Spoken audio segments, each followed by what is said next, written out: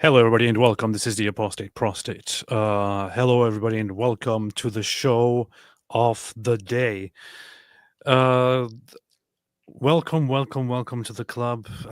Thanks for joining and thanks for watching. Hey! I did want to confess that the lateness was entirely 100% my fault this time, which has been the case. Which has been the case ever since AP started going to church recently. That the lateness has been.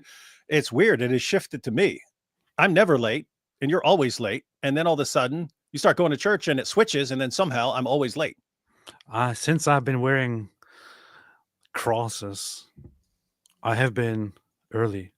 So I'm not sure. Maybe it's because you had your ears tucked away. I don't know. Yeah.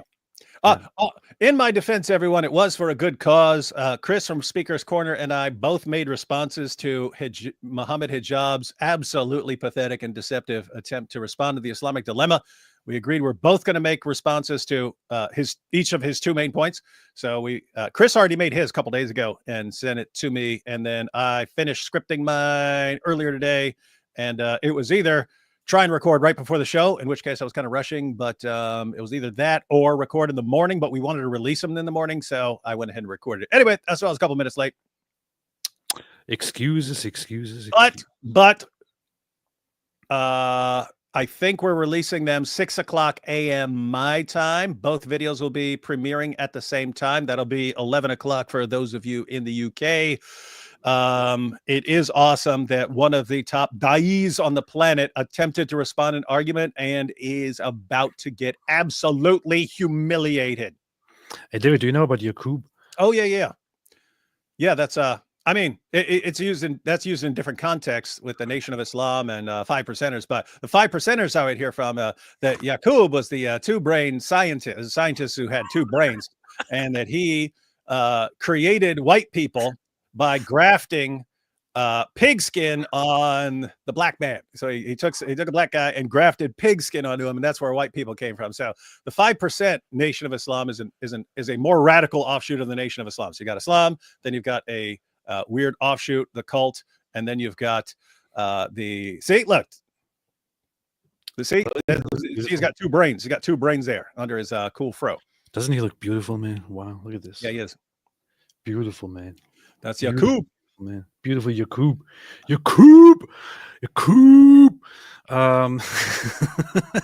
Yeah. See there, it says figure in the mythology of the Nation of Islam and its offshoots. So I was most familiar. I mean, there were Nation of Islam guys in there, but Yaqub was a black Meccan scientist who lived 6,600 years ago and created the white race. According to the story, following his discovery of the law of attraction and repulsion, he gathered followers and began the creation of the white race through a form of selective breeding.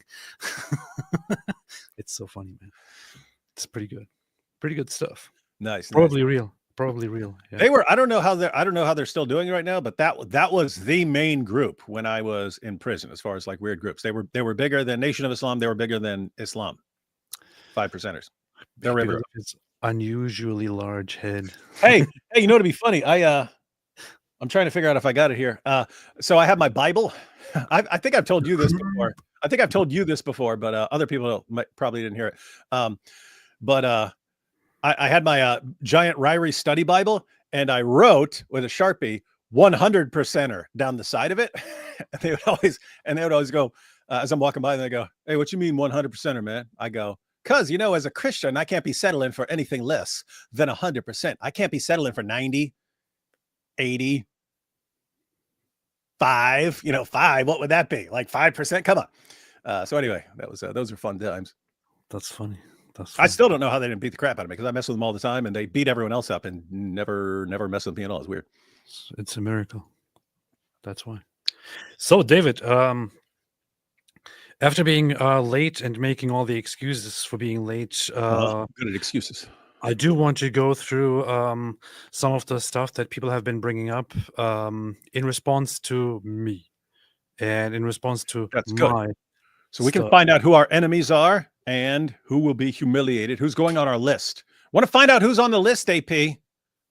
Yes. Who's on the naughty list? Who's on the naughty list to be humiliated and exposed for the rest of our lives? And just remember, there's the bright side for all you who are attacking AP. Just think about it. If you never attacked AP, you might not have anything to regret for the rest of your lives. So There's one interesting thing, which is, well, I didn't expect. Earlier, I tuned into to watch the debate between you and Alex O'Connor.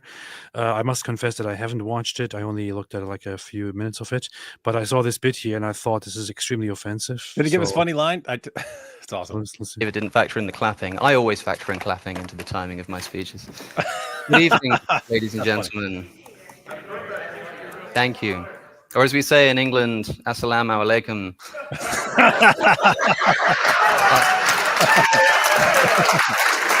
What's weird is he got serious all there, because that was like the funniest thing. I know that he suddenly looks dead serious. Yeah, I know he got dead serious.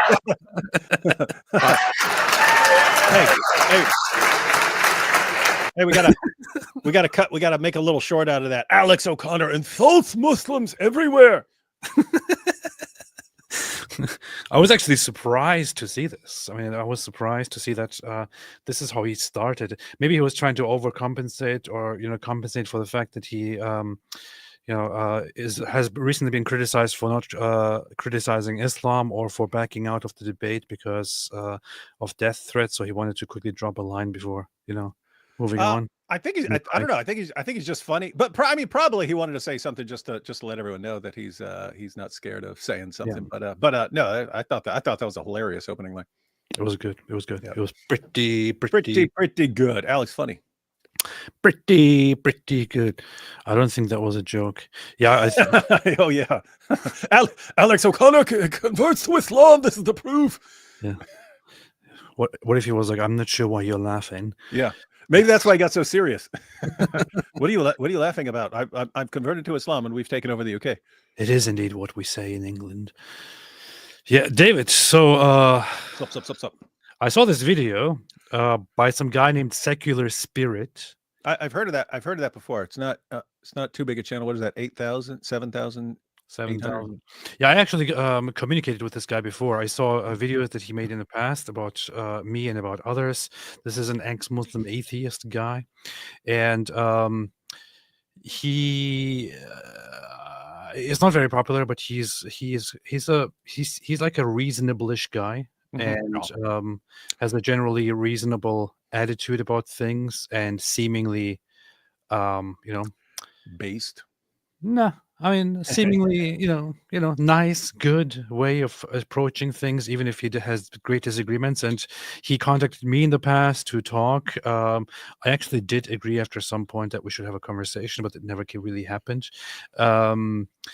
But yeah, recently he published a video, and he's also apparently planning to talk more about this, in which he put me on a thumbnail and said, "From one cult to another." One cult to another. What a dork. And then he titled it "The Ex-Muslim Christian Disappointment." It's like, that's not even the definition of a cult. And if you wanted to say, well, this is a cult, then okay, then atheism is a cult, dummy. It is very much a cult. So today we want to have a look at that. We want to have a look at this, at what he said, because normally I said that I don't want to really engage with at this moment with people who make like critical videos about my recent developments and all of that, but I saw that this was a mildly longish video that also had some objections and questions that were asked in a little bit of a proper way, instead of doing it all the hostile and really messed up way. So I thought maybe this would be a good opportunity to. I mean, I haven't really sat down and talked about this, in an organized way. This could be a good way to just address certain questions that people have, and to also talk in general about where I stand in terms of conversion, why it came to this, and so on. And so to humiliate your critics. That I mean, that of course, it's a real reason. Come on, let's be that realistic. You're talking to me here. Come on. I mean, I am basically adding all of these other things just to not say it that way, but whatever. But whatever. So beneath the surface, I'm just doing this to humiliate people. But above that, why else would you do anything? I want to explain certain things and want to address certain issues, such as reasons for believing, the comparison between Christianity and Islam, and so on. And also, this is what we do, right? This is what we do. That's what we do. That's what we do. That's what they do. So anyway, let's go through it, David. Are you ready? Let's do some improvisational comedy. I finally get to hear who secular spirit is. It's weird. He's a spirit. He is.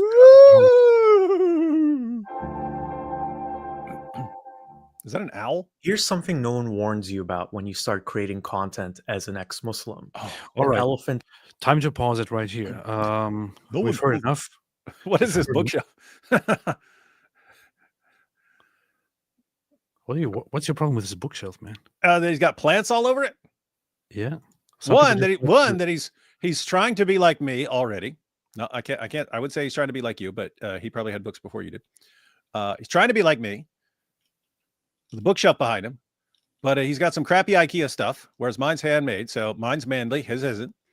And he's got all these dumb books, and then he's got, what is this? A jungle? What is this? Is he trying to give a Tarzan impression? Huh? What's going on? Yes. Are these travel books here? What's happening over here?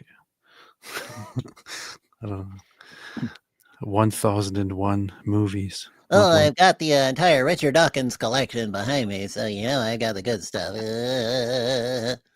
I actually want to take some super chats first. So Fardi Ibrahim said, "Gospel is found in the names of from Adam to Noah. Man is appointed mortal sorrow, but the blessed God shall come down, teaching his death will bring rest."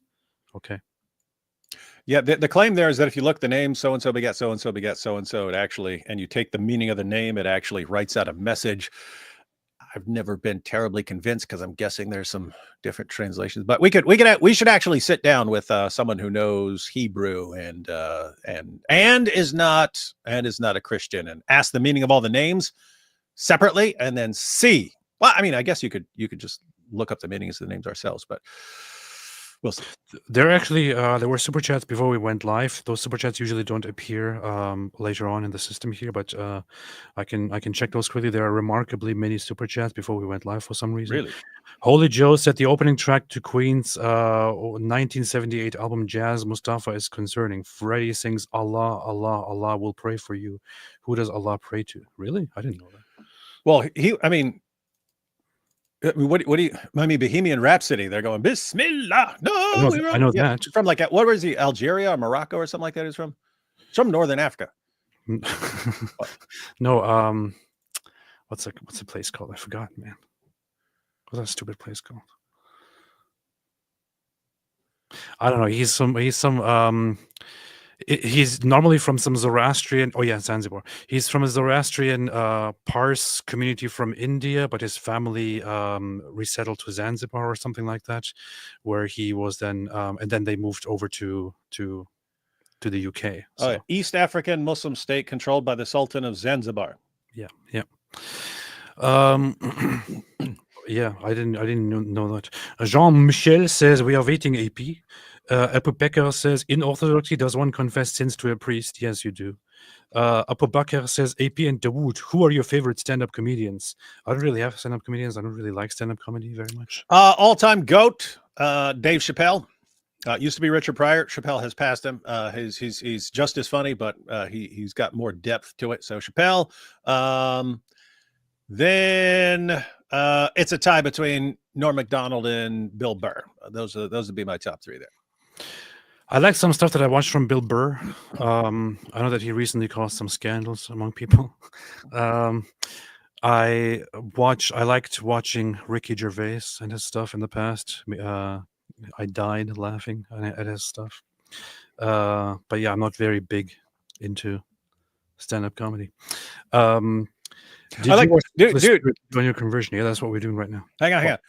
Norm Macdonald. It was cool because he told this as a joke, and then people didn't realize he was actually he was dying of cancer because he didn't tell anybody. He told no one that he was dying of cancer. But he had that joke, and he was talking about cancer, and he goes, and people always say, so and so lost his battle with cancer. He goes, but I'm no doctor, but as far as I know, if you die, the cancer dies with you. So we should be saying it as, hey, he fought cancer to a draw. And so he told that joke, which was funny. Don't think of it as losing your battle to cancer. Think of it as fighting cancer to a draw because it dies too. But it's, and then he died like a year or two later of cancer and then he had it for a while. So it's funny sitting around thinking about cancer and then coming up with jokes about it. Dying with cancer is beast. Sandman says a Muslim and an atheist. One will claim you were never one of them if you leave and mock you. The other is a Muslim. He'll behead you instead. Oh, here you go, dude. Really. You can actually that's supposed to be a joke, right? It's supposed to be what's the difference between a Muslim and an atheist? One will tell you that if you leave, you were never one of them, and the other is a Muslim. That's how it goes. Dower troll David Wood was using Dihia's lotion, huh? Yeah. Yeah. Connor, a big Zionist Islamophobes. How do y'all explain the fact that the Jews aren't even semantic? He's got a point. I hadn't even thought of that until Jake Shields said it. I was like, whoa. Semantic. I never even thought of that. They're not even really semantic. Steph, have Muhammad Hijab's video views been abrogated? Yes, they have been. Joshua Wooden, what you said about the debate, David Wood, made me think you collapsed on stage. You did great the second or third rebuttal. You tripped over some words, but a Daily Wire win.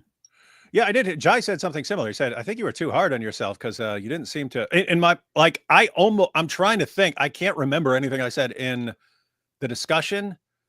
I remember a couple of points I brought up. I know my whole opening statement because I worked on that. First rebuttal, I remembered I responded to a couple of things he said from John, and then second rebuttal, I remembered I was going quickly, so I was firing through stuff, but I could probably remember some things here, but I like right now, just off the top of my head, I cannot think of what I was talking. I do remember he brought up the point about worship, and I'd offered a quick response. And then for the discussion period, it was supposed to be half was him sort of leading the discussion, then the other half was going to be me leading the discussion. So while he was giving his second rebuttal, I remembered he kept harping on the worship thing, which I'd already answered. I'd already answered in my second rebuttal. It's basically the word proskuneo, which is used for worshiping Jesus. It's like our prostrating. It can be used in a merely human sense of, bowing down to show respect to someone or something like that. Or it means worship if it's in a religious context. But he kept harping on it going, oh, well, if this means worship, then when so-and-so bowed down to this guy, then that means worship. When I already explained it, if it's a religious context, it means worship itself. So anyway, he kept objecting to that, like throughout his second rebuttal. I do remember that. And then while he was giving that second rebuttal, I pulled up all the passages that use proskuneo. So when I was leading the discussion, I was just going to go, okay, let's go through all these passages, and you tell me when this sounds like a religious context that they're bowing down to Jesus, or if it's just merely human showing respect. So I was going to do that, but after he did his part of the discussion, Ruslan's like, "Hey, should we switch now?" And I'm like, I was fried. I just remember that I was fried. No, just let him keep going. So I let him keep interrogating. But apart from that, I don't remember what was going on. Yeah. Diamos, I don't know why there's shock AP became Christian. You always were pro-Christian, even as an atheist. Many Christians like me figured you'd soon accept Christ. Yeah, it is a weird thing. It is a weird... People always want something to say. People always want to say something. The funny thing is I also, to this day, haven't officially called myself a Christian. Because I'm still kind of waiting for a moment here. He calls himself Kate Schumann, everyone. Kate Schumann. Today, I feel like I want to call myself a Christian. Just to annoy everybody. But I still want to wait for a moment or something. I don't know. According to the BBC, we can all call ourselves ex-Muslims because... Oh, yeah. We all start off as Muslims, remember? Let's talk about that for a little second here. For a little second here. Let's talk about that for a little second. Let me bring this up. I was a Muslim, then I became an atheist, then I became a Christian. You were a Muslim, then you became even more of a Muslim. Then you became an atheist, then an agnostic, then a Kate Schumann. Let us look at this for a second here. So BBC News posted an article. The article, when you look at it, I think itself, when you go into it, Eid can be lonely for Muslim converts. However, when you look at the tweet that they posted, Eid celebration can be lonely for Muslim reverts. You guys catching that? See, everyone agrees on the word convert, that you switch from one position to another, and so you're a convert.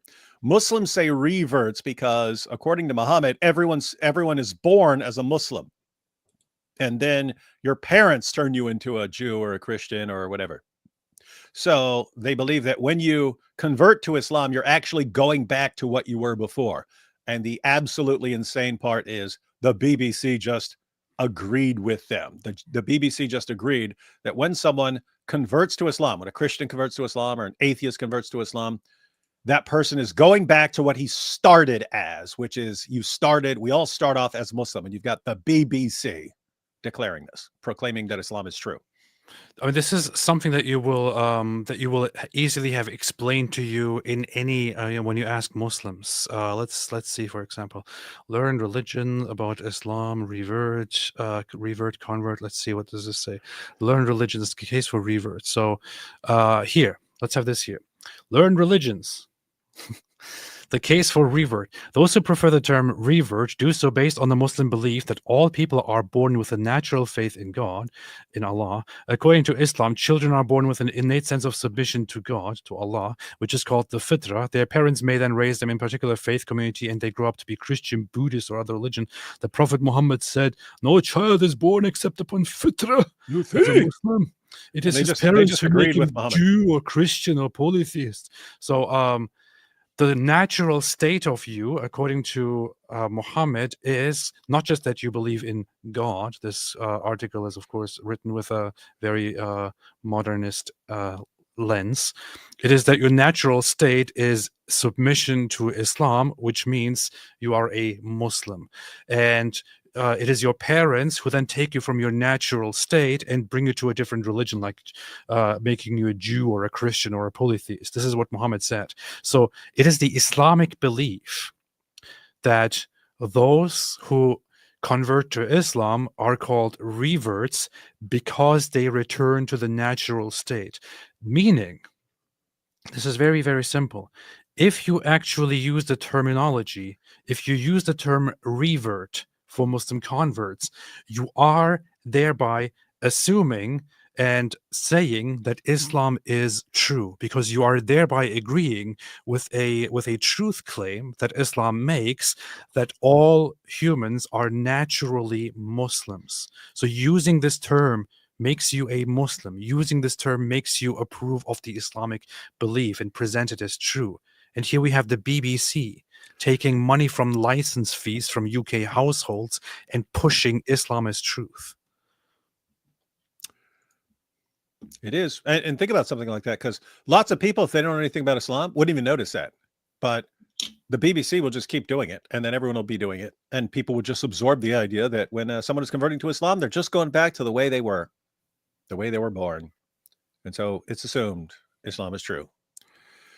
It's great crack reporting, though. Well. This is why. This is the state of the UK. And what are you going to do? This is the state of the UK. Are people going to be outraged about this? Are people going to say this is a Christian? On paper, this is literally a Christian country. We're not supposed to be pushing Islam. That's true. I mean, you're supposed to be, if we want to have secularism, have secularism, don't push Islam as true, especially in a Christian state. That's what people should be saying. Will people be outraged about this and take action? No. People will say a few things on Twitter. Best case scenario, this is kind of like one more thing that, may eventually help reach some threshold where people get especially ticked off at some point in the future. There's a little piece along the way, but probably nothing. Powerful. You see, what? UK isn't Christian? What do you mean? It is literally the state religion is literally Christianity. The monarch, the king, is literally the head of the. Which part of it? Church of England wasn't clear. It is meant to be a Christian country. Of course, it is not really a Christian country, but it is meant to be one. So that's that. You see. Okay. All right. David, are you ready for this? Yes, I'm disappointed because AP's not an atheist. Okay. In the room, or it would be more accurate to say, as an ex-Muslim, the elephant in the room, or it would be more accurate to say the elephant in the live chats and comments and private messages, Christianity. I knew that my channel would get a lot of criticism and anger from Muslims. And I also prepared myself for the possibility of death threats from Muslims targeting me and my family. Hang on. He's preparing himself for the possibility of death threats? I've gotten thousands of them. What do you mean he's preparing for the possibility of them? What's going on? Or he's saying he was preparing before, but since he was preparing before, you're not even listening Okay. to him. Okay, I would assume if you're an ex-Muslim, that's pretty standard to be getting tons and tons of death threats. So yeah. I thought he was saying he's been preparing and it should be in the future. And I was thinking He was preparing for you it. haven't gotten any death threats and you're an apostate, you're doing something wrong. He was preparing for it. Prepare myself for. What caught me by complete surprise was the very different threat of Christians. And that threat became even bigger recently when Apostate Prophet, one of the most prominent ex-Muslim online figures. Wait. The threat of The threat. The Christians, they're saying they're going to slaughter me in the name of Jesus. I get all the messages that I was not prepared for. I'm trying to be very, very diplomatic and gentle and all that, but the threat. Yeah, AP, what are you talking about? You know Christians have been threatening you for years, and that's why you finally submitted and backed down and decided to become a Kate Schumann so that they'll stop the threats. Wait, I forgot to read this. Misha says, I bet you 10 chains of narration. A Zionist state, a propagandist is spreading Ezra worship among the Orthodox folk. Ezra commands thee to corrupt all folds into hailing Ezra, for Ezra is the one true scribe. This is a good conspiracy here. It is, and you need this sort of conspiracy. If Islam is true, there is some sort of conspiracy where Jews are behind the scenes and they're all worshiping Ezra and stuff. They're being diabolical about it. And so stupid. I know. Anyway, with more than 500,000 subscribers on YouTube, announced that he would soon be baptized as an Eastern Orthodox Christian. Today I actually met with my Wait a minute, why did you skip it, man? It says for 10 years I was an atheist and agnostic. For 2 years I have been searching. Today I have been accepted as a Kate Schumann in the Orthodox Church, on my way to becoming a baptized Christian. At least read it, man. Be baptized as an Eastern Orthodox Christian. Today I actually met with my priest. Who Hey, that's us. me as a catechumen, which would mean it just looked like us, man. It's not us. That he accepted me on as a student on the path of becoming a Christian. In a very tangible way, a lot of ex-Muslims feel that Apostate Prophet's imminent conversion to Christianity is a betrayal. For me personally, after I watched videos of Apostate Prophet, or AP, explaining why he's converted to Christianity, I didn't feel betrayed, but just I felt sad for him for reasons I'll explain later in this video. Many of us ex-Muslims were... I felt sad for him because, I mean, just imagine if in the future he dies having believed in Christianity. I mean, can you imagine how traumatic that will be for him? This is so... What planet do these guys live on? Don't you realize how ridiculously patronizing this is, and how this probably won't be received? I'm going to tell you something here, secular spirits. One of the main points, despite the fact that you might argue now in response to what I'm going to say that you don't care about, the public perception and all of that, the main reason why you made this video is public perception. The main reason why you made this video is the impact of me, an ex-Muslim, openly converting to Christianity. Here is the thing. Hold on, let's hear that for a second. Let's hear it one more time. I felt sad for him, meaning why he's converted to Christianity. I didn't feel betrayed, but just I felt sad for him for reasons I'll explain later. Poor AP. You felt sad for me. So here's the thing.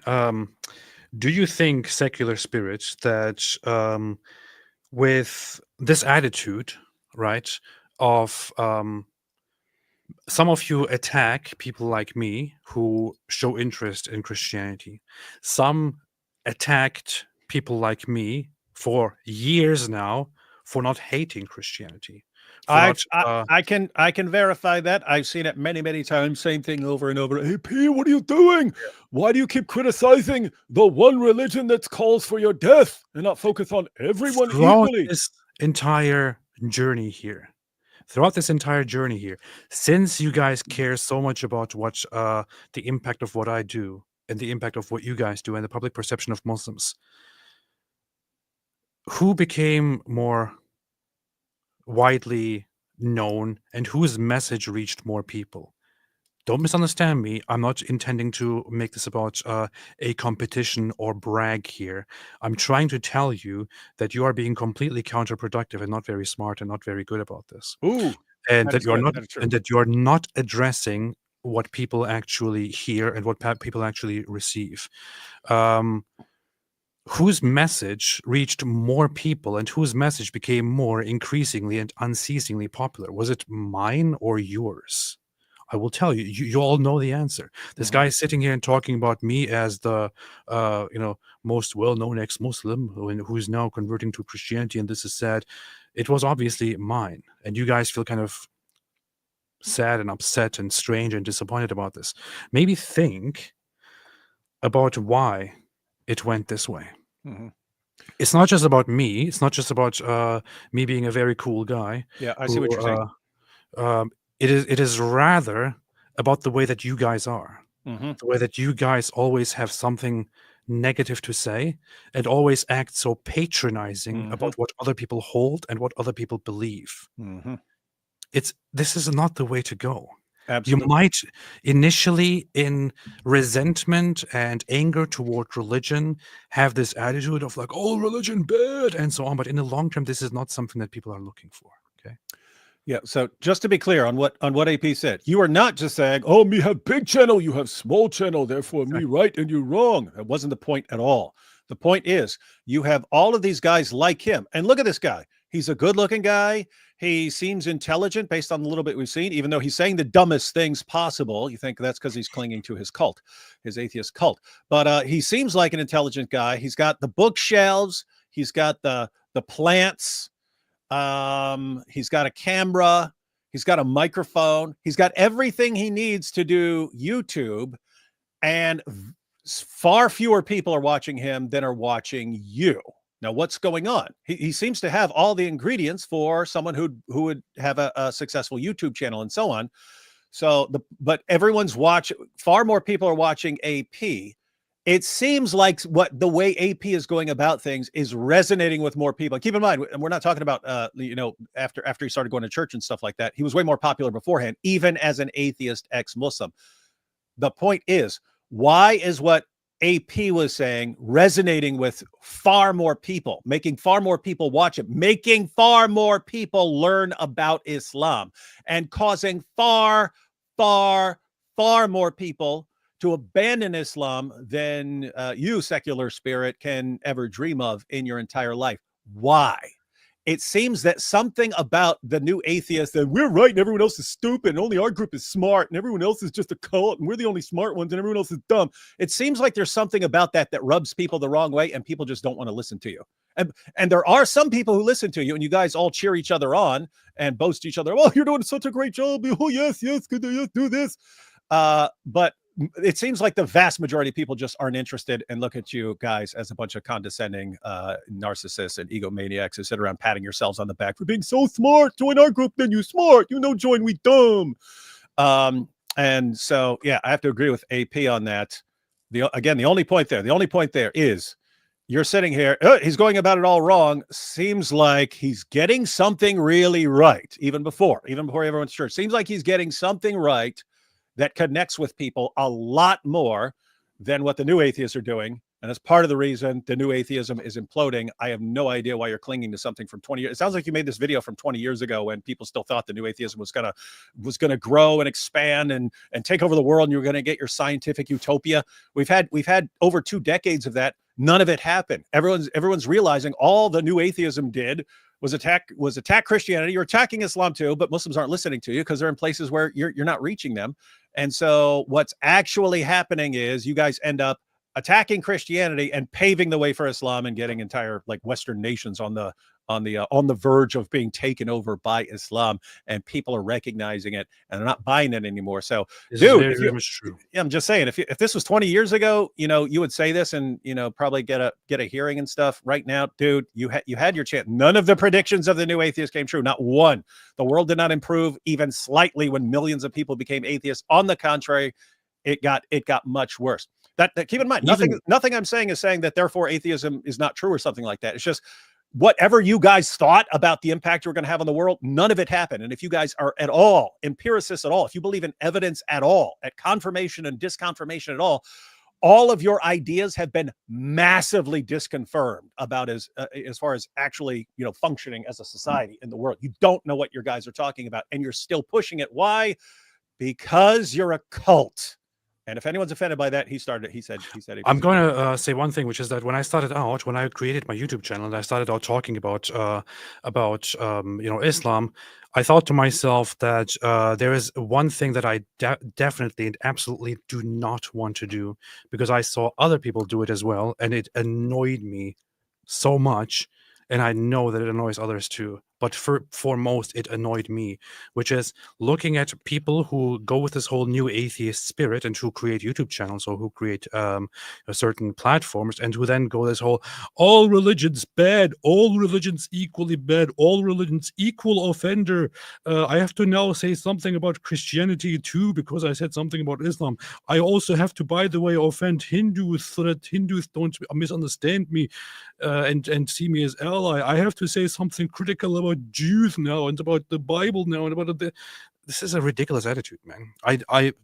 From the very, very beginning, I thought to myself, this is something that I will not do, because to be very honest, it is horrible. It is very stupid. And I'm glad that I never did that, because I never felt that way. I would invite you guys not to act like that. And yeah, I just want to say another final point. Part of the issue, secular spirit. When people are listening to you, right, and they're listening to AP, and AP is saying stuff like, "Hey, I understand different people have different beliefs, and I'm okay with that. Well, they don't. I'm not okay with the group that wants me dead and is spreading rapidly and trying to establish a state where I will be executed. So if one actually calls for the subjugation of the world and calls for killing me, I have more of a problem with that than I have with anything else." And people are, no, you have to have a problem with Christianity and this and that. Okay, I just want to point out secular spirit. When a regular human being is looking at that, it's someone who's not in your cult, someone who's not in the new atheism, when a normal person is listening to you and AP, they're thinking, AP actually makes sense. It makes sense to be primarily concerned or even exclusively concerned with the group that wants to brutally murder you. That makes complete sense. Any rational person. In other words, if you walk up to a random person on the street and say, "Hey, there's a guy over there, he wants to kill you, and there's a guy over here minding his own business." They both disagree with you on things. Which one would you be more concerned about? Any normal human being is going to go, I'm like way more concerned about the guy who wants to kill me, like way. And you guys, no, you have to hate them both and go after them both the same. And you sound like lunatics, which is exactly why you sound like a cult. So funny. I have to this day not attacked these people for having different ideas. I will not do this in the future. I have never attacked other ex-Muslims for being different. I will not do this in the future. But these guys have been going at it forever, and I'm just sitting here and just ignoring it. But whatever. Let's see. Many of us ex-Muslims were convinced to finally take the step of leaving Islam from watching AP's videos as he deconstructed the problems of Islam. Good. Its harmful teachings, Good. its sexism, and Did he say he left because of your videos? ongoing legacy No, of people. inflicting death and immeasurable suffering. Good. Many of us cheered him on as he endured threats against his life and bravely took on some of Islam's most nefarious you. online apologists, Thank including you. Muhammad Hijab. All right. Hey, secular spirit, you were like 9,000 points in the hole, but you scored a point right here with this picture. But in the future, refer to him as part-time stripper Muhammad Hijab, and then you get bonus points. It's good that this. You got one cool point. Hakikachu. So why do we see AP's pivot to Christianity as a betrayal? Well, let's go back a little bit. Because you're a cult. There's always cause for some concern of the approach AP has taken on YouTube and social media in general. An approach that, well, often lacks empathy for Muslims who are, lest we forget, the main sufferers from Islam's toxic teachings. Did he say empathy for Muslims? I focus more on Islam's harmful ideas and how they... I want to say a few things here. Is this Apostate Aladdin's little brother?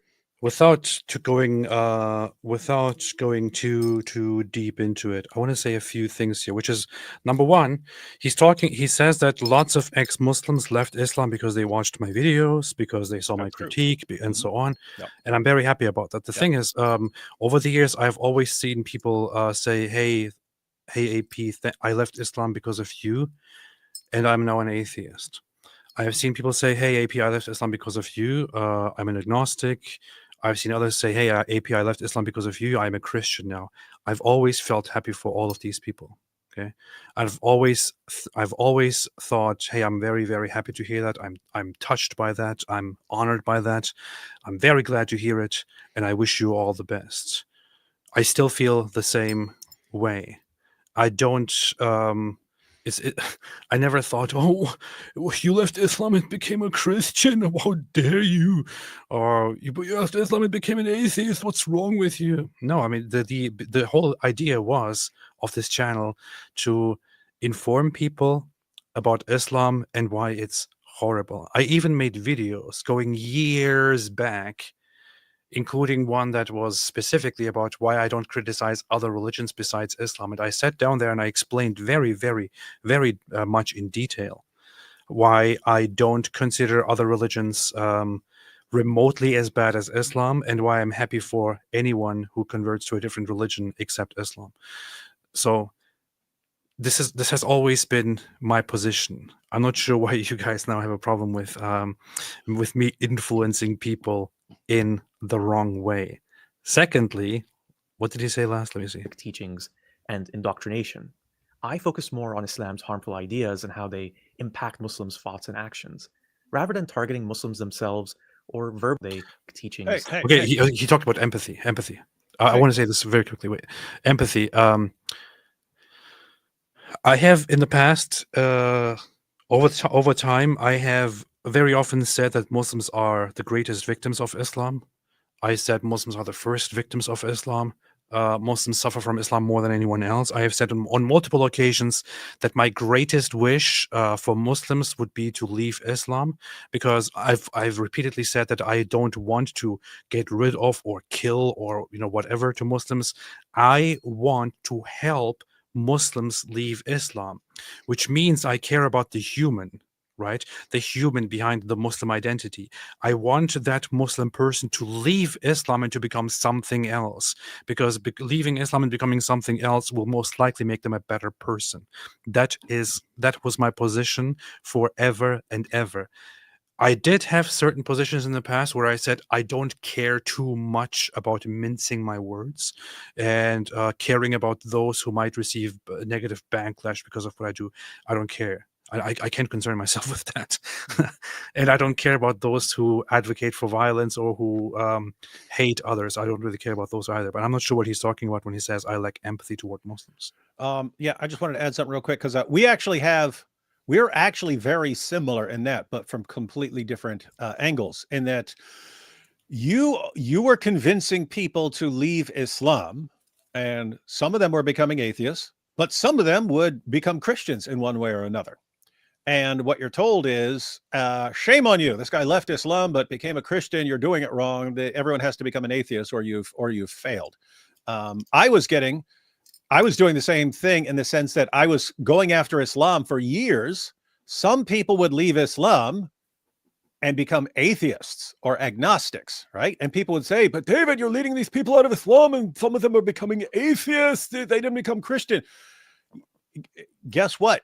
I don't control what people believe. You can, if I'm pointing out criticisms of Muhammad, you might agree with me and say, I'm not going to believe in this guy, and might leave Islam. That doesn't mean you're going to agree with me that Jesus died on the cross for sins and rose from the dead. It doesn't mean that. There's no connection there. You can agree with me on one point and disagree with me on another point. And people would ask, and I'm sure you remember this from live streams a few years ago, where people would say, what's the point, David? If someone leaves Islam and becomes an atheist, what's the point? Do you think that's good? And in people's mind, they're thinking, well, at least Muslims believe in God and so on. So they're better than the atheists, like they're getting worse. And what I would say back then, and again, some of you might remember this, I would say, no, if someone leaves Islam, I'm glad, because Islam is trying to build this, thing where it takes over the entire world and controls and dominates everything. And especially in Muslim countries where they have oppressive rules and blasphemy laws, and Christians and other non-Muslim groups are oppressed and second-class citizens. If you get enough people to leave Islam, you might end up getting a better government system where people are treated equally. So I'm happy if in Muslim countries people convert to anything. Obviously, as a Christian, I want them to become Christians and so on. But if millions of people in a Muslim country leave Islam, and this actually leads to a government that respects human rights and gives people equal rights and so on, I think that's good. Even if we're a bunch of people converting to atheism or something like that, if it leads to a better environment for everyone where human rights are respected, I think that's an improvement. So I was always cheering for people who are leaving Islam, even if they're not agreeing with me afterwards. So we actually had that in common. That's probably why we connect. We kind of have a similar views on things like that. Islam is the main thing we're concerned about taking over the world. And if people are leaving it, that is good for one reason or another. But you have these guys, and then you have the Christian counterparts of these guys, which is no, if the person leaves Islam and doesn't come out of that agreeing with me, it was all for nothing. Whereas I'm thinking it's not all for nothing. It's not all for nothing. It's good if a bunch of people leave Islam and that this actually becomes an avalanche of apostasy, and we actually start getting better things in place in parts of the world. Powerful. And indoctrination. I focus more on Islam's harmful ideas and how they impact Muslims' thoughts and actions, rather than targeting Muslims themselves or verbally abusing them like AP does. What the hell? What? Verbally abusing them? Can you give me an example of this? Is he going to give an example? Let's see. Yeah. There's a clip right after that. Forget the main sufferers from Islam's toxic teachings and indoctrination. I focus more on Islam's harmful ideas and how they impact Muslims' thoughts and actions, rather than targeting Muslims themselves or verbally abusing them like AP does. So what he is saying here is that I am actually targeting Muslims and verbally abusing Muslims instead of focusing on the bad aspects of Islam. Yeah, you're not good. It's very ridiculous because let me see the examples here. Yeah, I don't know what he's even never talking call about. a Muslim a parasite, for example. Our dear friend Salwan Momika was just murdered by a bunch of cowards, parasites. Wait, are you freaking kidding this me? This dude just complained that you called the people who brutally murdered Salwan Momika parasites. You can't call people who brutally murdered Salwan Momika parasites. Wait, let's play this again. Let's just play this again to pay attention to what's happening here. This is just outright. This is outright lying, man. Dude, I already, just based on his argument, was thinking, this guy's not right now. Dude, hey, secular spirit, I now regard you as a lying piece of garbage. And this is just pure lying. I mean, just look at this, man. Listen to this. Never call a Muslim a Muslims themselves or verbally abusing them like AP does. I would never call a Muslim a parasite, for example. I would. So he says he would never call a Muslim a parasite, for example. Now listen to what he gives us as example. Dear friend, Salwan Momika was just murdered by a bunch of cowards, parasites. This is his example. Yeah. So he says that I am calling Muslims parasites. Then he plays the clip in which I'm actually calling those people who murdered Salwan Momika parasites. Are you freaking kidding? Yeah. Notice he did the exact same thing that the Columbus Dispatch just did to Thaddeus to get him fired. Ali Dawa called Christians who support Israel crackhead clown individuals, and he said it back to them, and he goes, oh, that's what I expect from crackhead clown individuals. And then they run the headline, man calls Muslims crackhead clown individuals, and this guy does the exact same thing. He calls Muslims parasites. I mean, a bunch of literal terrorists slaughtering someone. I didn't call Muslims parasites, secular spirit, but I'm going to say it right here that you are a parasite. You're a parasite. What are you going to do about it? And you are a deceptive, terrible, awful person. And it's good that you do not have people watching your videos. This is so disgusting. I mean, you present yourself as this. I'm the smart one. I want to present a reasonable perspective on this, and hereby also make a complete lie and pure slander. See, because I'm the good guy. Join my cult, and you too can lie about other people. This is so disgusting. Yeah, what's it's pathetic, man. It's pathetic. Yeah, dude. And this, by the way, this is another perfect example of what I was saying earlier, that a person who's watching you and a person who's watching AP for years, AP is going to make far more sense. Even if the person disagrees with them on various things, AP is making far more sense about how he's dealing with various issues in the world. This is another example. If any normal if someone in your cult, if someone in your little new atheism cult is watching, they'll go, yeah, I can't believe he called these terrorists parasites. You see, it's so awful. when you guys are running around, sky daddy, religion tards. But we would never call terrorist a parasite. A normal person watching that and seeing what you just said, and then the example you gave, is thinking, what a reprehensible, dishonest person this guy is. And that's why disgusting, man. people aren't I interested. mean, yeah, the people who killed Salwan Momika are indeed disgusting parasites. Parasites. They're absolute evil garbage. Sane or something? Secular spirit? What is this? I mean, Hey, you should post a headline. Ex-Muslim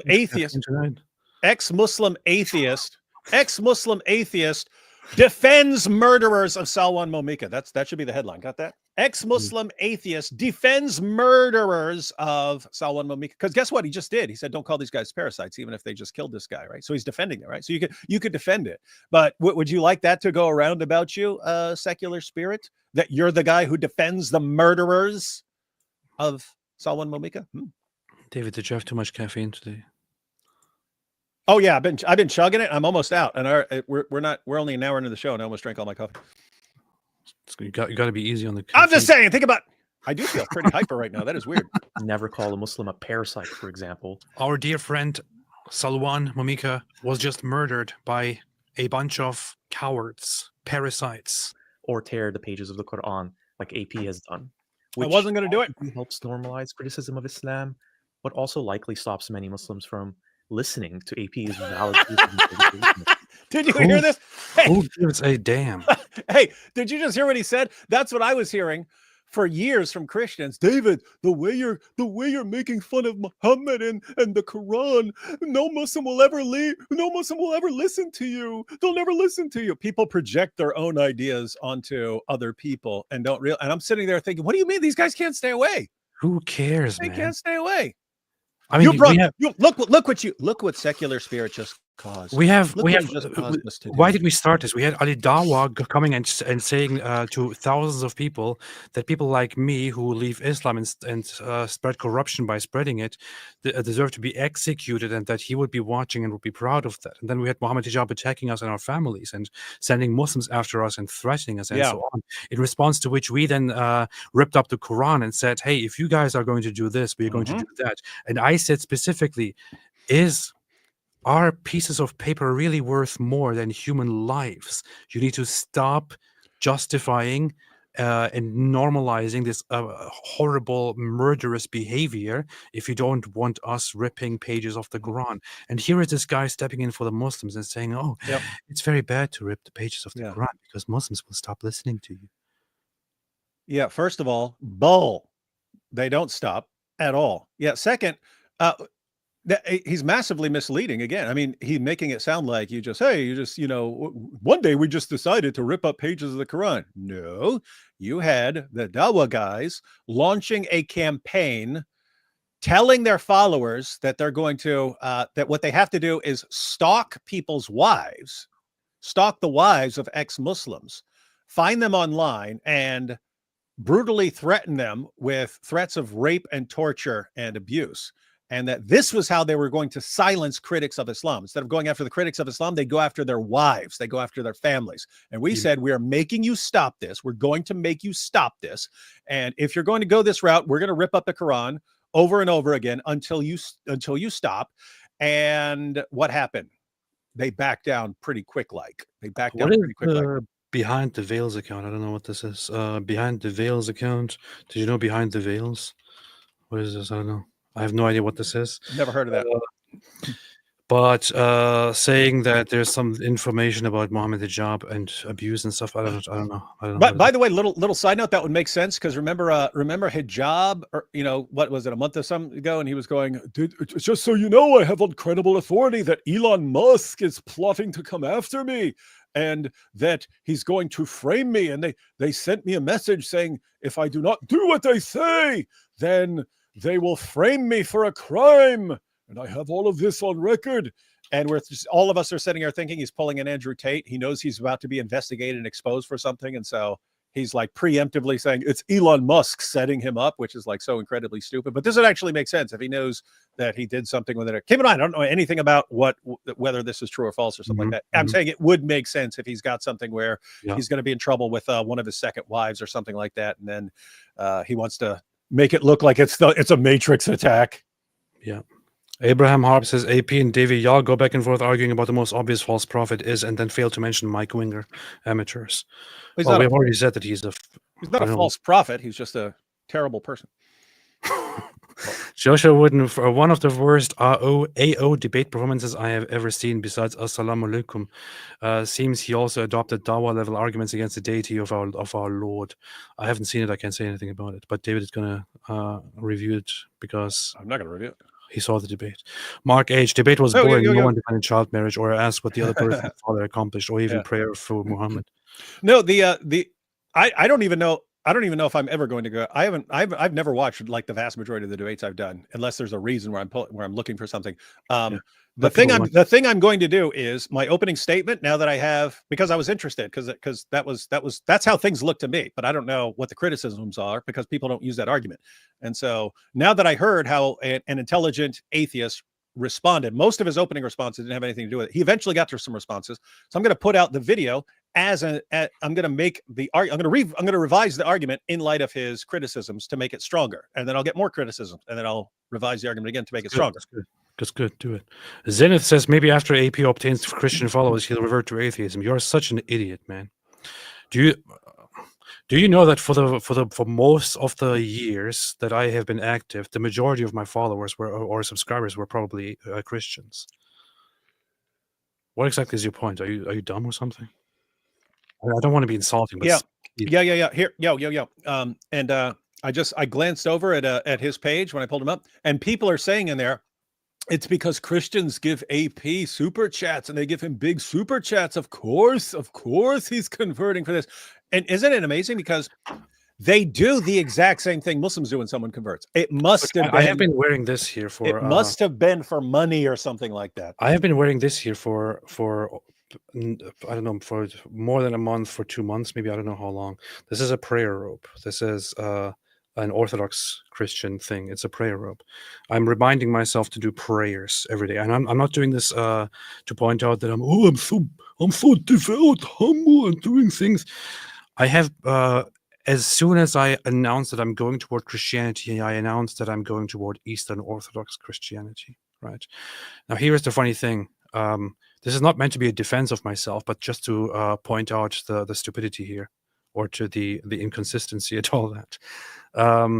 If this was purely an attempt, right, to appeal to Christianity, of course, this comes from circles usually that are not very familiar with Christianity and with Christian practices and with Christian traditions and Christian denominations and so on.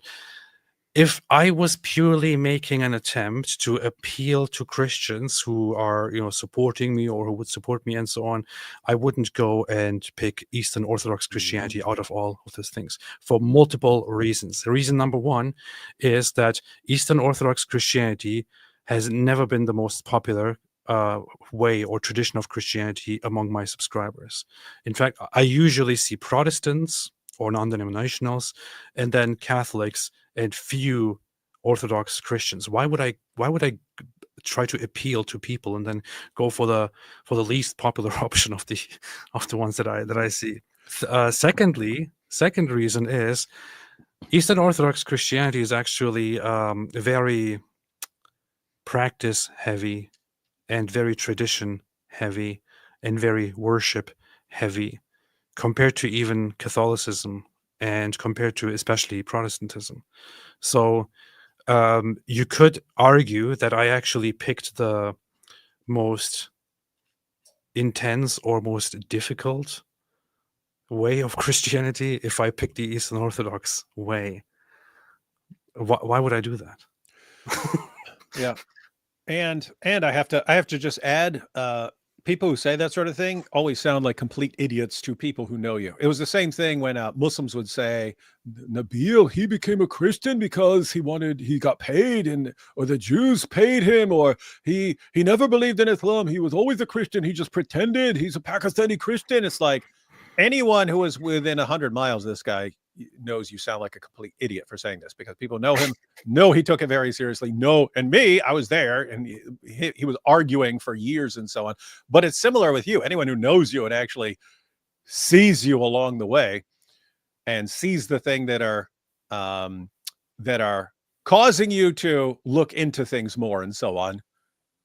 I've never seen anywhere where it was, oh, you know, I could get them more super chats. Look, I'm even getting stuff like this from some people.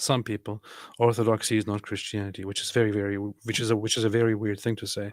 But obviously, it is not the most popular form of Christianity. Why would I choose that if my intention was to just go with whatever appeals to people? This is just so ignorant.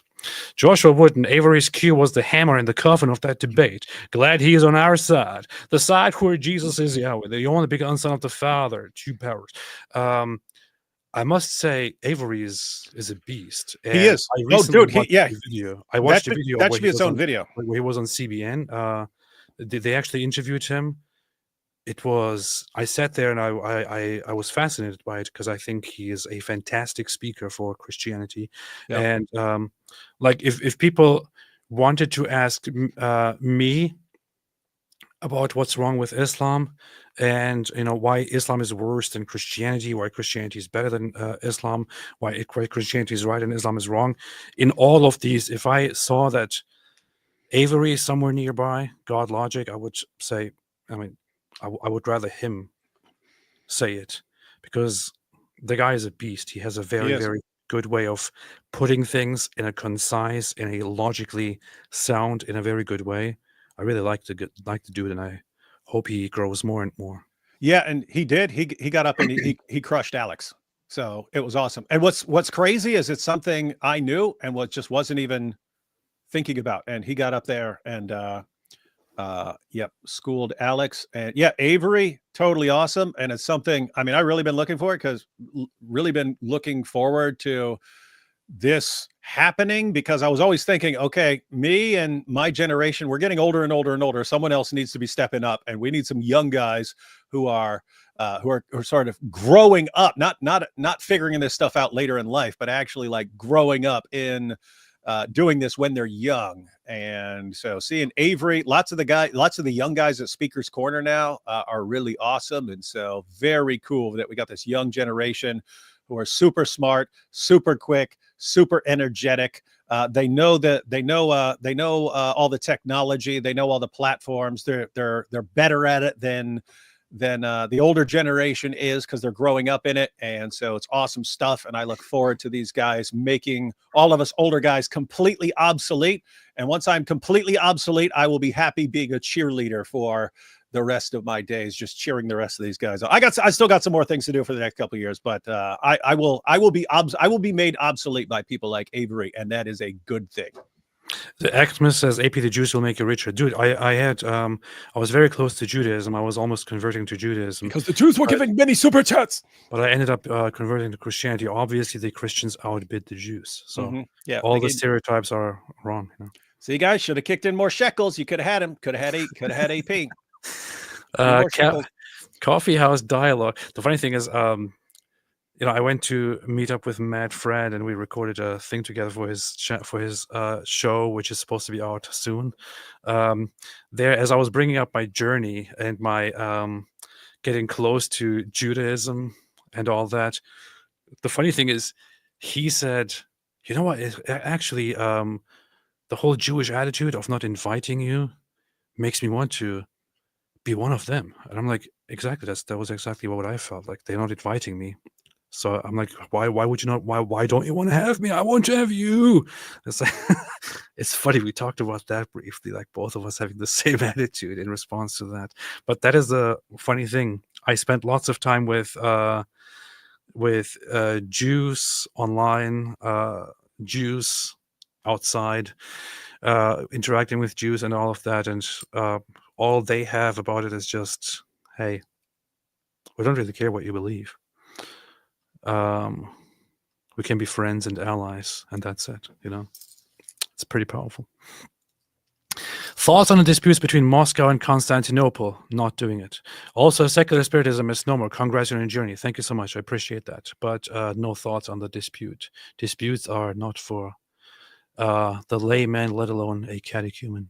So, Paulo Lungaro, AP, I sent you an AI designed for you. I sent it in your XDM. Also, have guys heard about Islamists building a compound in Texas? Yes, we have heard about it, and we are going to talk about it. We're going to cover that. We're going to more, very more, very much more, very more. Last spicy ramen. AP, check the movie Man of God about modern day EO Saint Nectarius of Aegina. It's a bio movie about this very based man slandered all his life. I actually started watching it because my wife wanted to watch it. I think we didn't finish it, but I wanted to go through it. I was kind of interested. It's an interesting movie. We'll check it out. NG Daily Wire. What is Alex's view on Mark 14? Why does he think the Jews condemned Jesus if they didn't interpret his response as a claim to divinity? Jesus Christus. Yeah, I have to say, I couldn't figure out where he was going with that. So yeah, I pointed out that in Mark 14, when Jesus is asked, "Are you the Christ, the Son of the Blessed One?" He said, "I am, and from now on you will see the Son of Man coming with the clouds of heaven." And that's him claiming to be the Son of Man coming with the clouds of heaven in Daniel chapter 7. And coming with the clouds is how Yahweh, only Yahweh is described as coming with clouds in the Old Testament. So this is Yahweh, and it says he will be worshipped and so on. So it makes perfect sense that they heard that and said they want to execute him. It sounded like he wanted to say that no, that was just a claim to be the Messiah, which didn't make sense. But he got so I was pointing out it just doesn't make sense that they're interpreting him as something else if they sentence him to death for it. But he actually got burnt up by the guy who gave the last question in the Q&A. The guy brought up Rabbi Akiva when Rabbi Akiva tried to argue that the throne is for the Messiah, and other rabbis responded, no. These have to be, even if it's multiple thrones, they're multiple thrones for God's attributes, because you can't have the Messiah being divine. And so that shows that even back then there was this interpretation that if you're claiming to be the Son of Man sitting on one of these thrones, then you are claiming to be divine. And so anyway, it was good Powerful, fun stuff.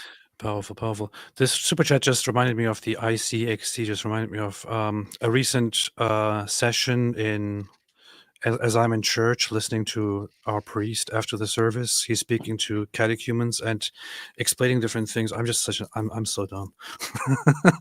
I have this attitude about me all the time.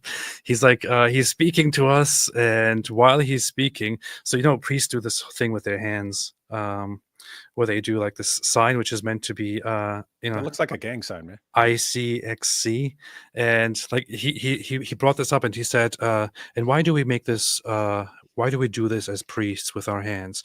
And he said the exact same thing. He said, "Is it because it is a gang sign among priests?" And then he just fleetingly said it and moved on to explain it. And I'm just, that's pretty funny. I heard it and I started giggling, and I'm cracking up to myself and suppressing. Everybody else is totally serious listening, and I'm like.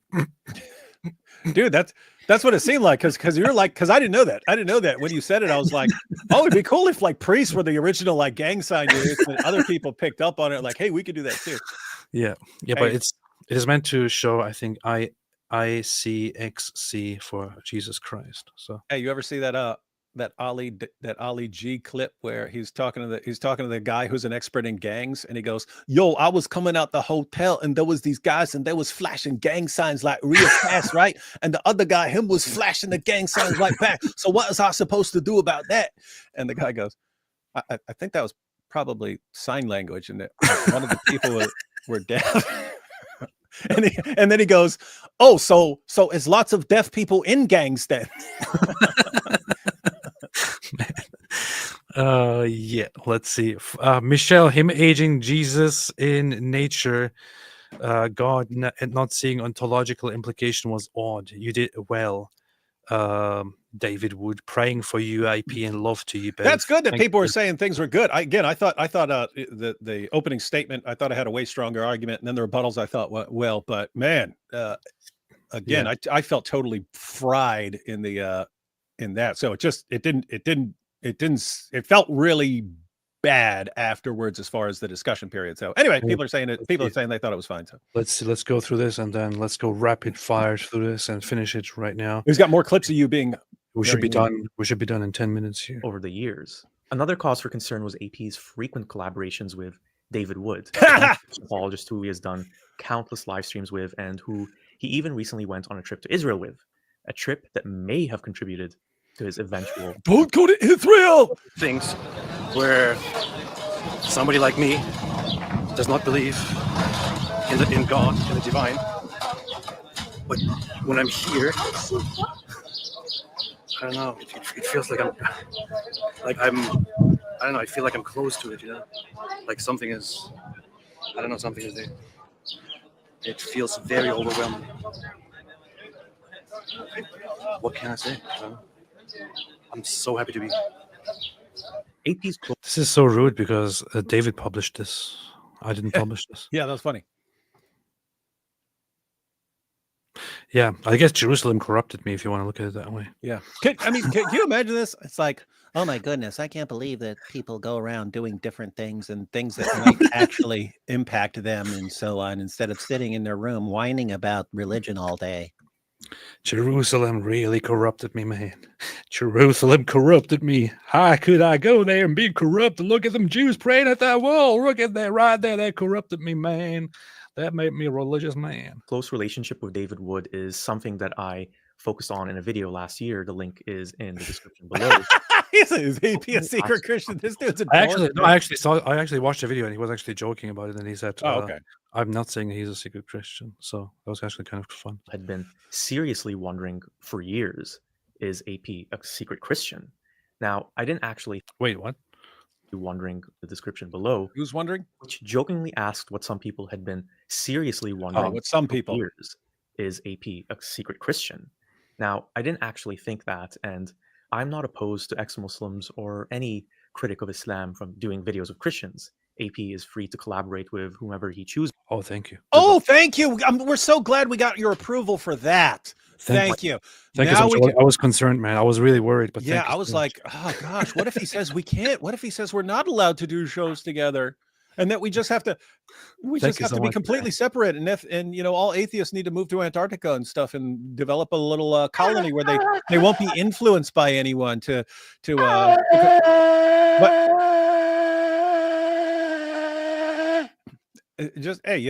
think about that though, because I'm joking around just because he says from one cult to another. That's why I've been calling it a cult here. So I'm kind of joking around, but I mean, think about this: like the people who get nervous. Oh, you can't do shows and have discussions or be friends with someone who's not an atheist. I mean, that is cult-like behavior, right? Like where you are isolated from other. You're expected to be isolated from other and to only associate with people in your group because you're worried that other people will influence you and lead you out of the group and stuff. That is some straight up cult-like behavior from this guy. So I think he's in a cult.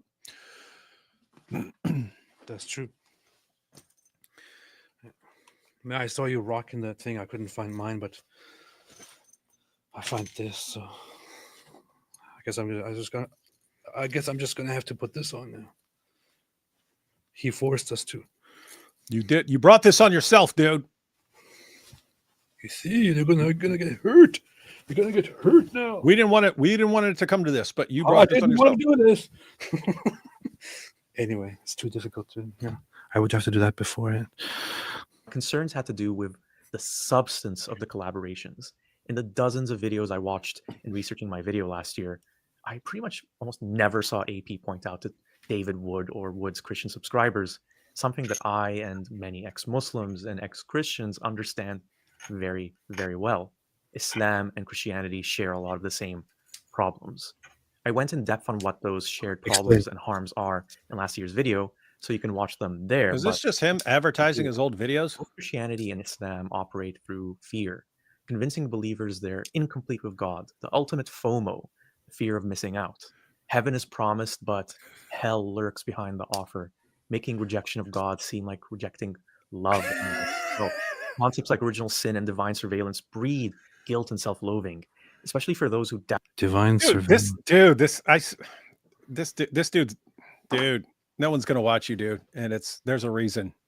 You are massively cringe, and again, this is straight from 2005. I don't know what you read. He's making a good point. Now I'm thinking, wait a minute, why didn't I think about these things?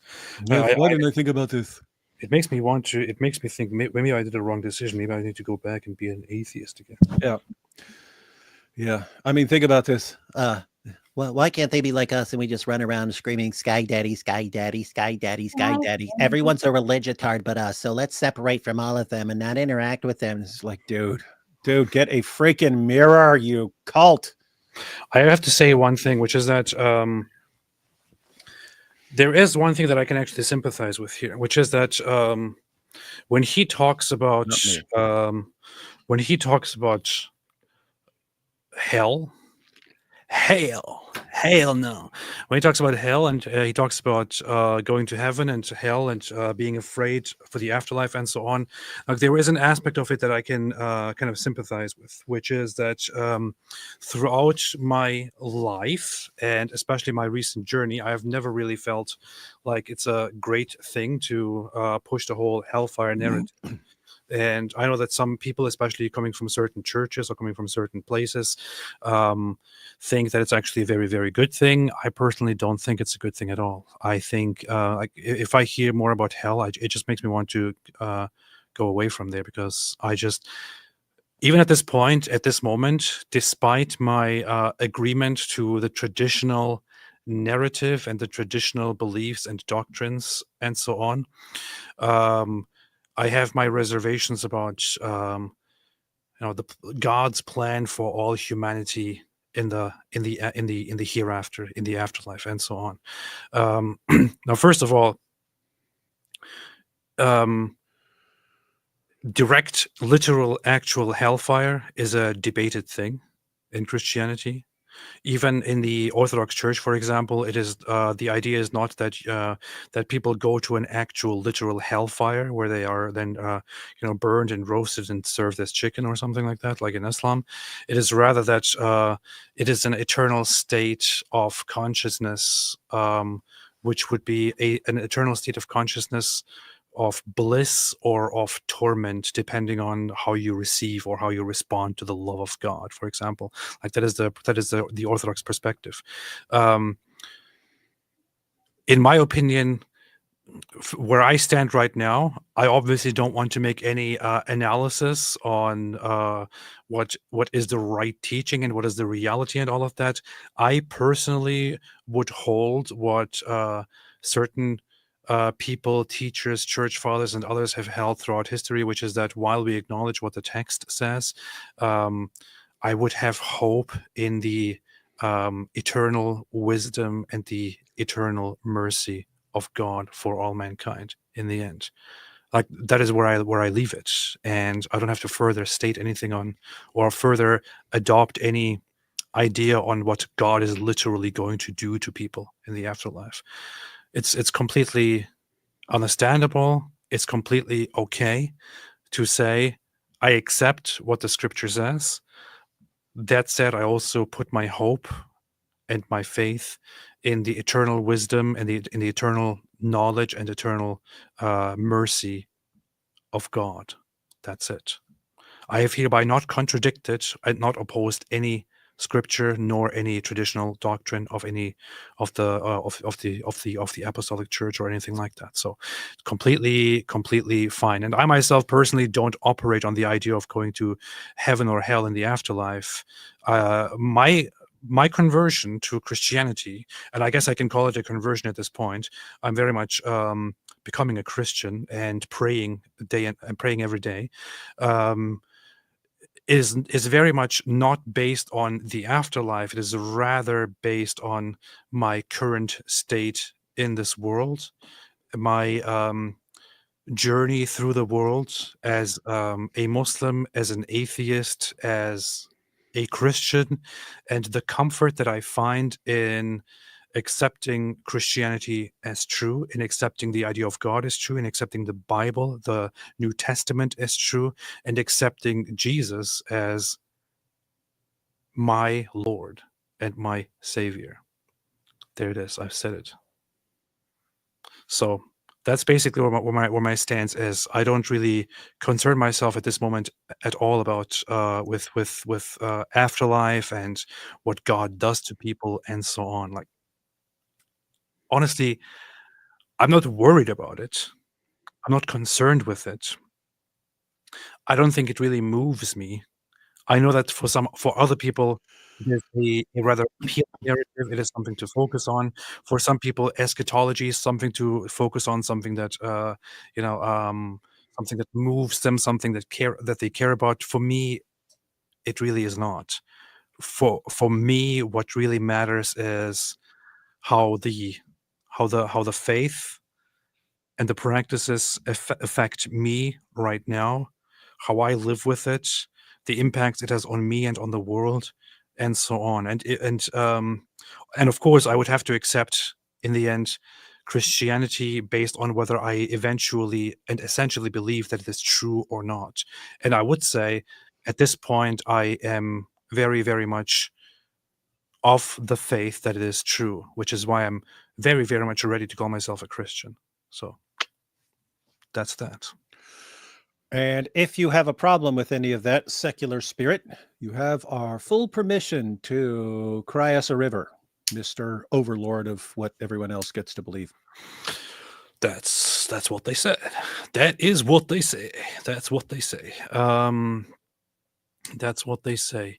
Christianity, relationship, welcome to Christianity. Thank you. Thank you. I have to say, unless something interesting is coming up, this is not even interesting at this point.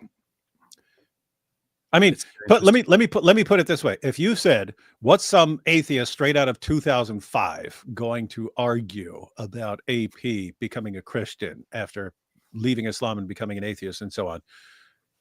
And if I were to do a parody, it would sound exactly like this guy. Like a parody of what a cringe 2005, everyone needs a sky daddy except us because you're smart. What would he say? It would be exactly like this. And here's some imbecile cursing at Jesus. Get out of here. All right. Doubt or don't conform to their religion's What doubt, sexual man? norms. These religions also devalue life by centering the afterlife, encouraging believers to see this world as temporary and insignificant by comparison to the world after death. What an idiot, man. Dude, They make life insignificant. dude, you think we're all dead and then we're all going to die and then there's going to be nothing. Why So are it's you so all rude, a man? big waste of time. Why are you so rude? He's just asking questions. Jesus, I'm pointing out the hypocrisy here. If I say, hey, atheists devalue life by saying we're just molecules in motion and it's all determined and we're all just going to die, and then the universe is going to die a heat death and there's going to be nothing and no memory of everything, then it was all pointless. Atheists, and they somehow get mad when you say that, but then they'll turn right around and They devalue life by thinking that life is eternal and that what we do in this life has really, really big consequences for the future. Yeah, here's the funny thing. You're pointing out something interesting here. And like on the surface, it might sound like you are building a false dichotomy, but what you're actually pointing out is that the false is the hypocrisy that he is engaged in here, which is so he is turning around and saying that Christianity devalues life, like Islam, and diminishes life and only focuses on the afterlife, and basically makes it look like the temporary life here doesn't matter. But he directly makes these assertions. I could now turn around and basically say that atheism is all about making life completely meaningless because there's nothing in the end, you just die and so on. I'm not going to say that. I'm not going to make that assertion. Why do you, secular spirit, want to make it come to this? Why do you want to build this false dichotomy here of, atheism does not do that, whereas Christianity devalues life? On the contrary, I would say that Christianity can be very enriching to human life, and can make people really value their life, because just look at it differently. Look at it from a different perspective. You think Christianity teaches that this life is temporary, which is why this life is meaningless. Look at it a different way. If Christianity teaches, as you say, that this life is temporary, Christianity then also teaches that this life is the one thing that you have in front of you that matters and that decides everything, which is why this life and how you live it is extremely important. That doesn't seem like it's really devaluing life.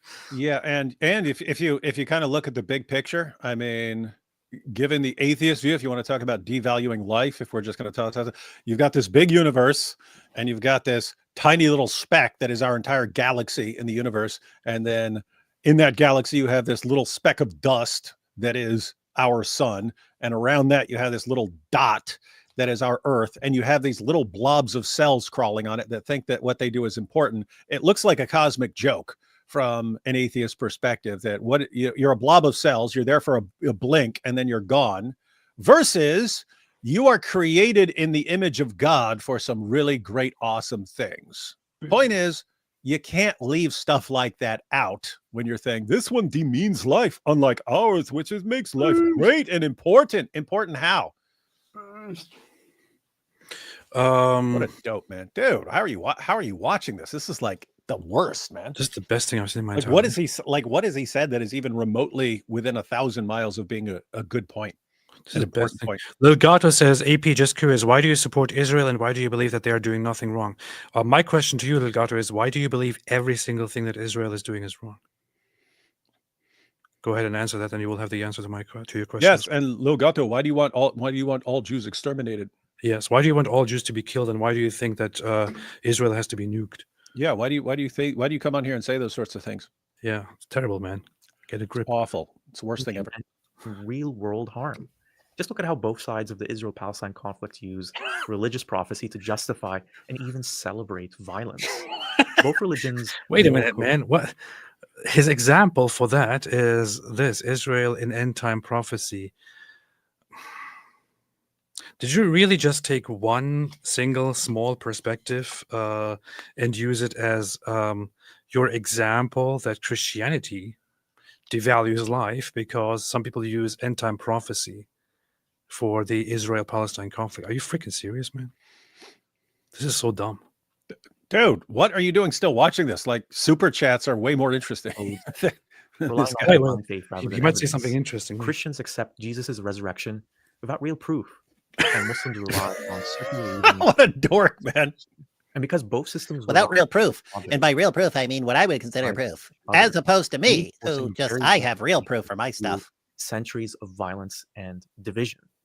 Considering all this, I found that Atheists have never been violent, but you religious people are. people about the harms of Islam in videos over and over again with a Christian, but then not think to challenge. Dude, Christianity look, itself has those same This harms. sounds like What same harms, man? What same harms? What are you talking about? Dude, Wait a second. I want to address this, man. I want to address this here. Very, It's very, just outdated and harmful too. Their holy texts condone slavery, restrict women's rights, and demonize LGBT. Secular spirit, where does the Bible condone slavery? Where does Christianity condone slavery? If you want to if you want to argue, like if you want to address the Bible from the Christian lens in order to point out that Christianity is harmful or outdated, where exactly does Christianity or Bible in the lens of Christianity condone slavery? Where does it do that? Where does it confirm slavery? You want to compare this to Islam. This is the incredible stupidity and ridiculousness of this whole atheist approach here, of this anti-theist atheist approach. You're trying to draw a comparison and an equivalence between Islam and Christianity based on harm for society. Where exactly do you get this idea that Christianity is just as harmful or also has these harmful problems, just like Islam? Islam literally commands the Muslims, commands the people to go and fight in the name of Allah, to subjugate the disbelievers, to enslave them, and so on, which is why you have people going around today, popular Muslim apologists, preaching that slavery is completely fine and that it should be brought back, and so on. Where in the world does Christianity have these commands? Which Christian goes around today, which prominent Christian goes around today arguing that slavery is good because their religion says it and it should be brought back? Not a single one. Have a debate with me. Bring your best debater with me. Sit them in front of me. Sit them in front of anybody who understands a little bit of Christianity and really try to make this point that Christianity also advocates for slavery. This is so stupid. It does not. The only people who will sit here and argue that Christianity also advocates for slavery because the Bible says it, just like Islam, are people who have no idea about what Christians believe, what Christianity is, what the Bible is, and so on. This is pure ignorance, absolute stupidity and ignorance. And I see some here in the chat, like atheists, who are like, Yeah. "Oh, you don't you look in the Bible? The Bible says it." You people are stupid. I'm sorry to say this, but it's the year 2025. Sit down and do an hour of research to find out whether Christianity actually approves of slavery or not. You will not encounter just apologetics. What you will encounter is your lack of understanding of the scripture.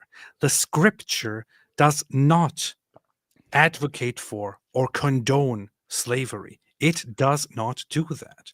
You people are dumb. Yeah, AP, people do not understand what you're saying, right? They're saying, oh, but it talks about slavery here and it talks about slavery there and so on.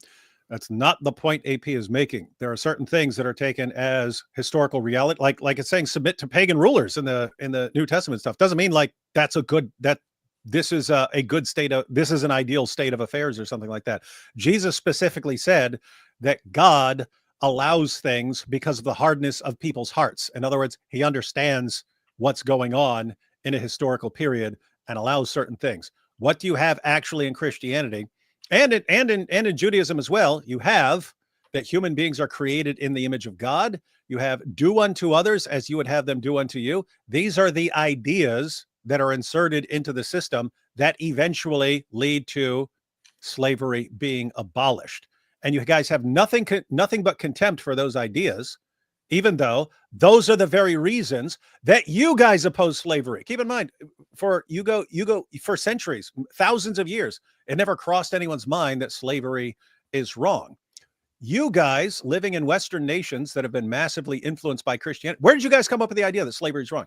You just invent that yourselves? There was just, religious people, and then suddenly atheists came along. They said, you know what? Slavery is wrong. AP, what is there within atheism that would cause a person to say slavery is wrong? Give me anything. You're an atheist. I was an atheist. I can't think of anything within atheism that would arise from atheism itself that would cause me to think there's something wrong with slavery. What? The adoption of liberalism based on Christian ethics. Yeah. Yes, that's what I mean. That's not something that arises within atheism. If it was atheism, if it's just atheism, I would say, okay, I can own this cup.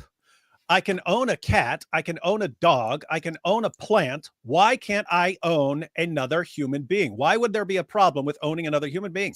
I know how you can make the argument for that. I know how you could argue that it's wrong to own a human being based on an idea like human beings are created in the image of God. This is the image of God that you're claiming to own, or that you should do unto others as you would have them do unto you. I wouldn't want someone enslaving me. I understand how you'd make that with those ideas. I have zero clue how, from an atheist perspective, you could say, here's why slavery is wrong.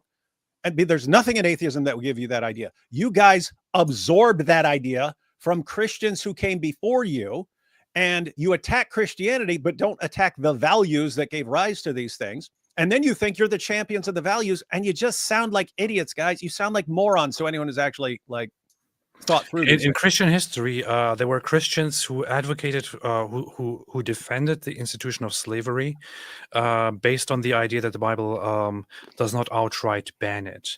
In Christian history, you have also had people from the very, very beginning. In fact, the first abolitionists were Christians. You had Christians directly saying the Bible makes it very clear that we are not to treat each other in such a way, which is why slavery should not be a thing. So in the Christian sense, in the Bible, the Christian Bible does not contain explicit commands as you want it, like in Islam, for example, to condemn or to ban or to allow slavery or to establish it. Historically, both sides made their case based on the Bible. However, the Bible has a general concept, which is the most fundamental thing is to love God and to love each other, and treat each other as you want to be treated, and so on. So based on these ideas, it was actually Christians themselves who more and more developed and advocated for the idea that slavery is inhuman and that it should be abolished. You cannot possibly tell me that that slavery in Christianity is just as bad or just like Islam, for example. Islam explicitly not just allows it, but commands it. Christianity does not. Christianity over time led to the abolition of slavery. And no Christian goes around today saying, this is in the Bible, it should be brought back. It should be brought back. Why is it not here? Because you had early church fathers already advocating for abolition. Yeah, there was two-thirds of abolitionists in the 1800s were actual clergy. Who was the early church father who was an abolitionist, who basically suggested that slavery is bad? I forget. IP brings that up. But I've seen lists of people who were just freeing thousands of slaves back then. They wouldn't just free their own slaves. It were wealthy people would buy everyone else's slaves and set them free. But that was like in the early centuries of Christianity. Gregory of Nyssa. Gregory of Nyssa was the church father who I think he didn't outright say that it's forbidden, but he said that it is. But he condemned it basically, and said that it is not something that is in line with the teachings of the Bible, of the gospel, and so on.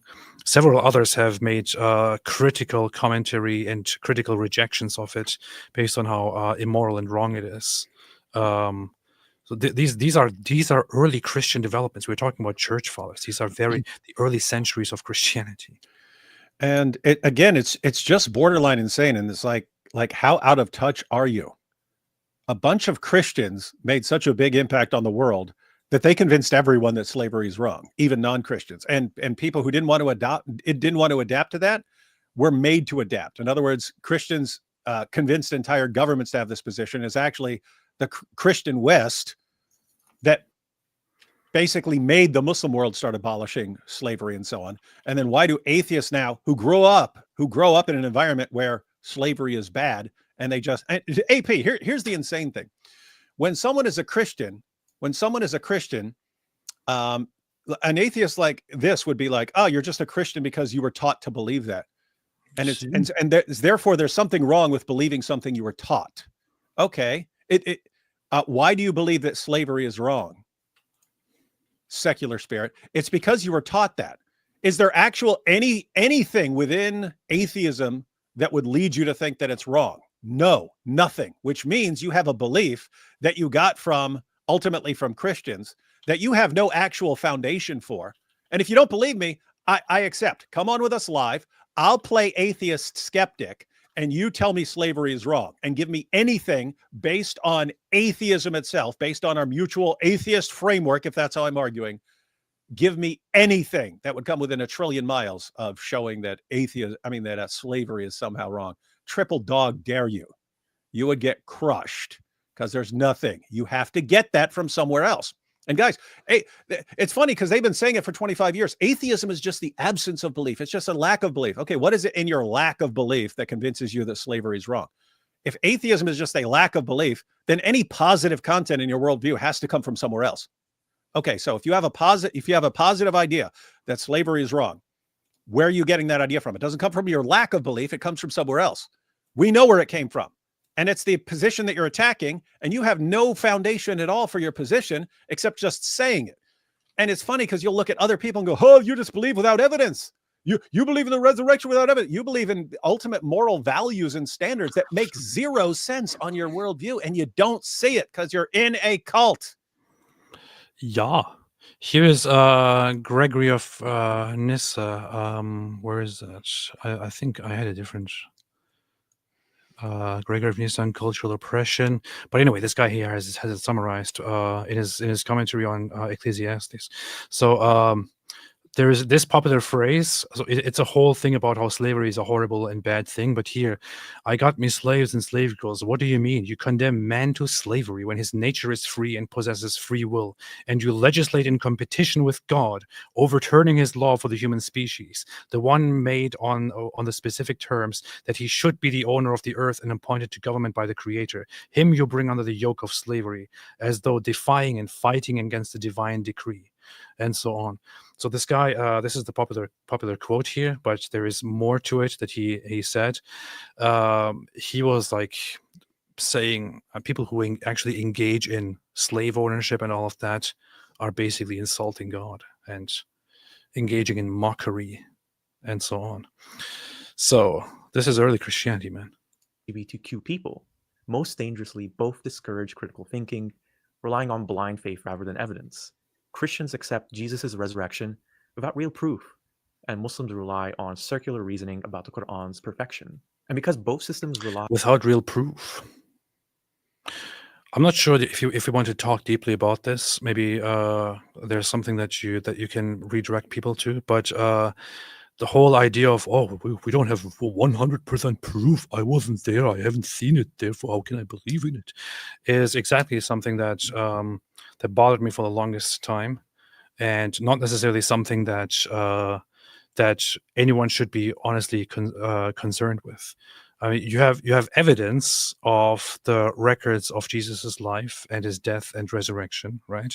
You have the teachings. You would, for example, say that there is overwhelming evidence that it actually did happen, that there are hundreds of people who attested to it, and who, by multiple accounts, written about it. I would say it's the best explanation of the evidence we have available to us. And when I say that, I mean it is even if you go with non-Christian scholars, historical Jesus scholars and New Testament scholars, everyone grants that Jesus died by crucifixion. That's not disputed. That's the thing we know most about Jesus beyond his existence. We know that he was crucified. So Jesus died by crucifixion. We also know that his followers were at least claiming that he appeared to them. And we know these guys were willing to endure persecution, torture, and death for their claim. And therefore, it sounds like they really believed it. And therefore, it sounds like they weren't making it up. So if they were wrong, what could have convinced these guys that Jesus appeared to them risen from the dead? And it's important to note, even non-Christian scholars will grant appearances to some people. Doesn't mean they're not granting that Jesus actually appeared to them, but they have to grant that these people thought Jesus appeared to them. So even Bart Ehrman, when I was talking to him, he said he grants at the very least, Peter, Paul, and Mary to account for why they came to believe Jesus rose from the dead, and why people like Peter and Paul were willing to endure martyrdom and so on for their belief. So you've got Jesus was dead, he was crucified and killed, and you've got that multiple followers and Paul, who was an enemy, were convinced that he had risen from the dead and appeared to them. The point here is he's saying, oh, this is the same as Islam. No, when a Muslim gives you an argument from scientific miracles or from the perfect preservation of the Quran, it's based on lies, right? The perfect preservation, it's just based on lies. The moment you start looking into it, you realize, oh, this was just a lie. When you're talking about Jesus' resurrection, you say, okay, I don't believe in it, but you look at it and say, okay, you have a bunch of evidence that he was dead, and you have people claiming that he rose from the dead and appeared to them. That's not nothing. You could say it's not enough for me to convince me or something like that. But if someone did rise from the dead, that's exactly the evidence you would expect. If someone rose from the dead, if someone died and then rose from the dead and appeared to people, that's exactly the evidence you would expect. If someone just died and was crucified and tossed in a hole somewhere, you wouldn't expect multiple people. You could expect some sort of grief hallucination among one person. But for friends and foes to both be convinced that this guy was appearing to them after rising from the dead, you have to say why. And why does it have to be the same guy who's known as a miracle worker? And why does it have to be the same guy who's claiming to be the Messiah and so on? It's like it's a weird collection of features that all come together in Jesus. This is something that as an ultra skeptic person looking at the resurrection idea and how Bart Ehrman argues about it always made me feel a little bit strange, because it's so weird to me, because I don't want to misrepresent the guy. I have his book. I read much of it. I watched his debates about the resurrection of Jesus. But the thing is, what was very surprising to me, getting to know Bart Ehrman's position on the death and resurrection of Jesus, is that he very much agrees that the early followers who witnessed Jesus were very much convinced that he was resurrected on the third day after he was crucified. So he then explains what actually went on there, whether it was a hallucination, a mass hallucination, mass delusion, what exactly happened, and so on. And it was just very weird to me, because as I was first approaching the evidence for Christianity, I was expecting a scholar like Bart Ehrman to go into it and to say, oh yeah, no, this is just a made-up story. People didn't believe that he was actually resurrected, and nobody claims to have seen it. But he actually does believe. He actually does present, because this is the most logical conclusion, that his early followers did indeed believe fully that he was indeed resurrected, that he actually rose after being crucified and buried. For me, as a hardcore skeptic and I don't know, cynic, I would say, to sit there and listen to Bart Ehrman, who says maybe it was mass hallucination or something, it seems very strange. You know, it is. And by the way, it's very difficult to accept that these people actually had like hallucinations, and that's what they built everything on. Yeah, and that was kind of my reaction. I was in jail thinking about this stuff, and looking at Fox's Book of Martyrs and stuff like that. But it's like processing this stuff. As an atheist, you expect you're going to go look at this, and there's going to be nothing there. It's just going to be nothing. But no, you go there and you find out there's some stuff that you have to explain, right? And what you have is you have followers of a guy who's crucified. Guess what? There were other people. There were tons of other people who were crucified. Why did people come to believe this particular guy rose from the dead? Well, we know they're going around claiming that he appeared to them after rising from the dead. And so you think, okay, are they making stuff up? But then you find out, no, they're willing to endure torture and death to proclaim this. And so it's like, what could have given them this confidence? Guess what? That doesn't mean you have to believe it. It doesn't even mean you think it's the best explanation. The point is you have evidence, right? You have evidence that requires an explanation.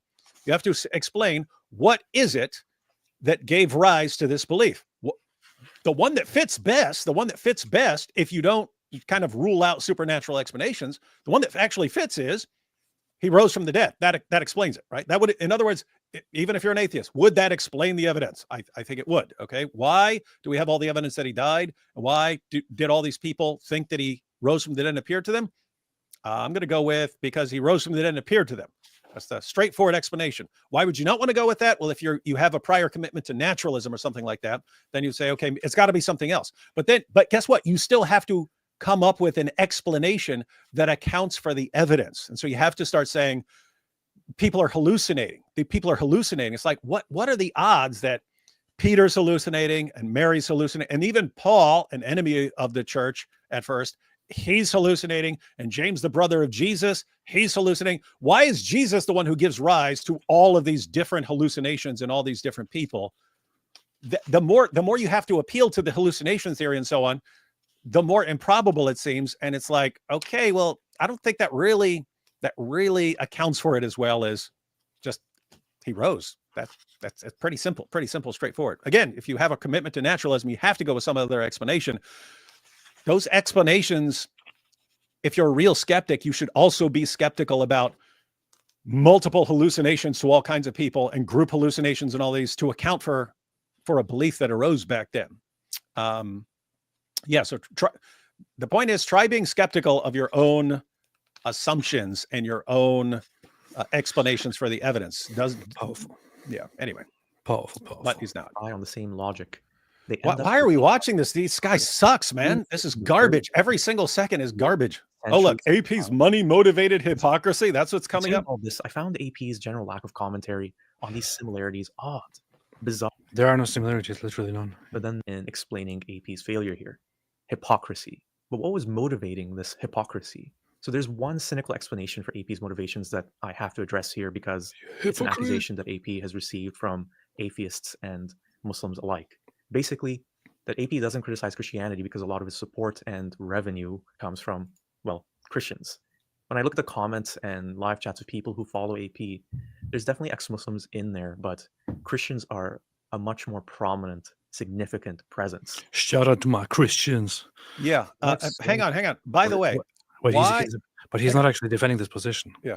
Okay. No, I just want to be clear. Why would AP have a bunch of Christian followers as opposed to other atheists? Could it be because a bunch of other atheists are sky daddy Christians are religion tards, stupid. The Christians just want to enslave us all and send us all to hell? Because you have people like that, and AP is just not like that. And so Christians would look at him and say, oh, he's criticizing Islam, which we agree is a problem too. And he's making very good points about Islam. So you know what? We're actually okay with this. I think he's gonna even address the thing here that might. I don't care what he addresses. Everything he says sucks, man. Man, I want to watch this. It's someone whose focus is criticizing Islam and supported him long before he announced his upcoming conversion. Their agenda appears to be a mix of things: to revel in seeing a former Muslim mock and disparage their main rival, Islam, perhaps in the hopes of converting more people to Christianity, but also to comfort themselves that they're following the one true religion. Could it also be secular spirit that that Muslims are very, very heavily engaged in trying to convert other people, including Christians, and trying to convert Western nations, which is why Christian people in Western nations and Christian people in other non-Western nations who are confronted with this have certain objections about it and want to be and are concerned about it and want to talk about it.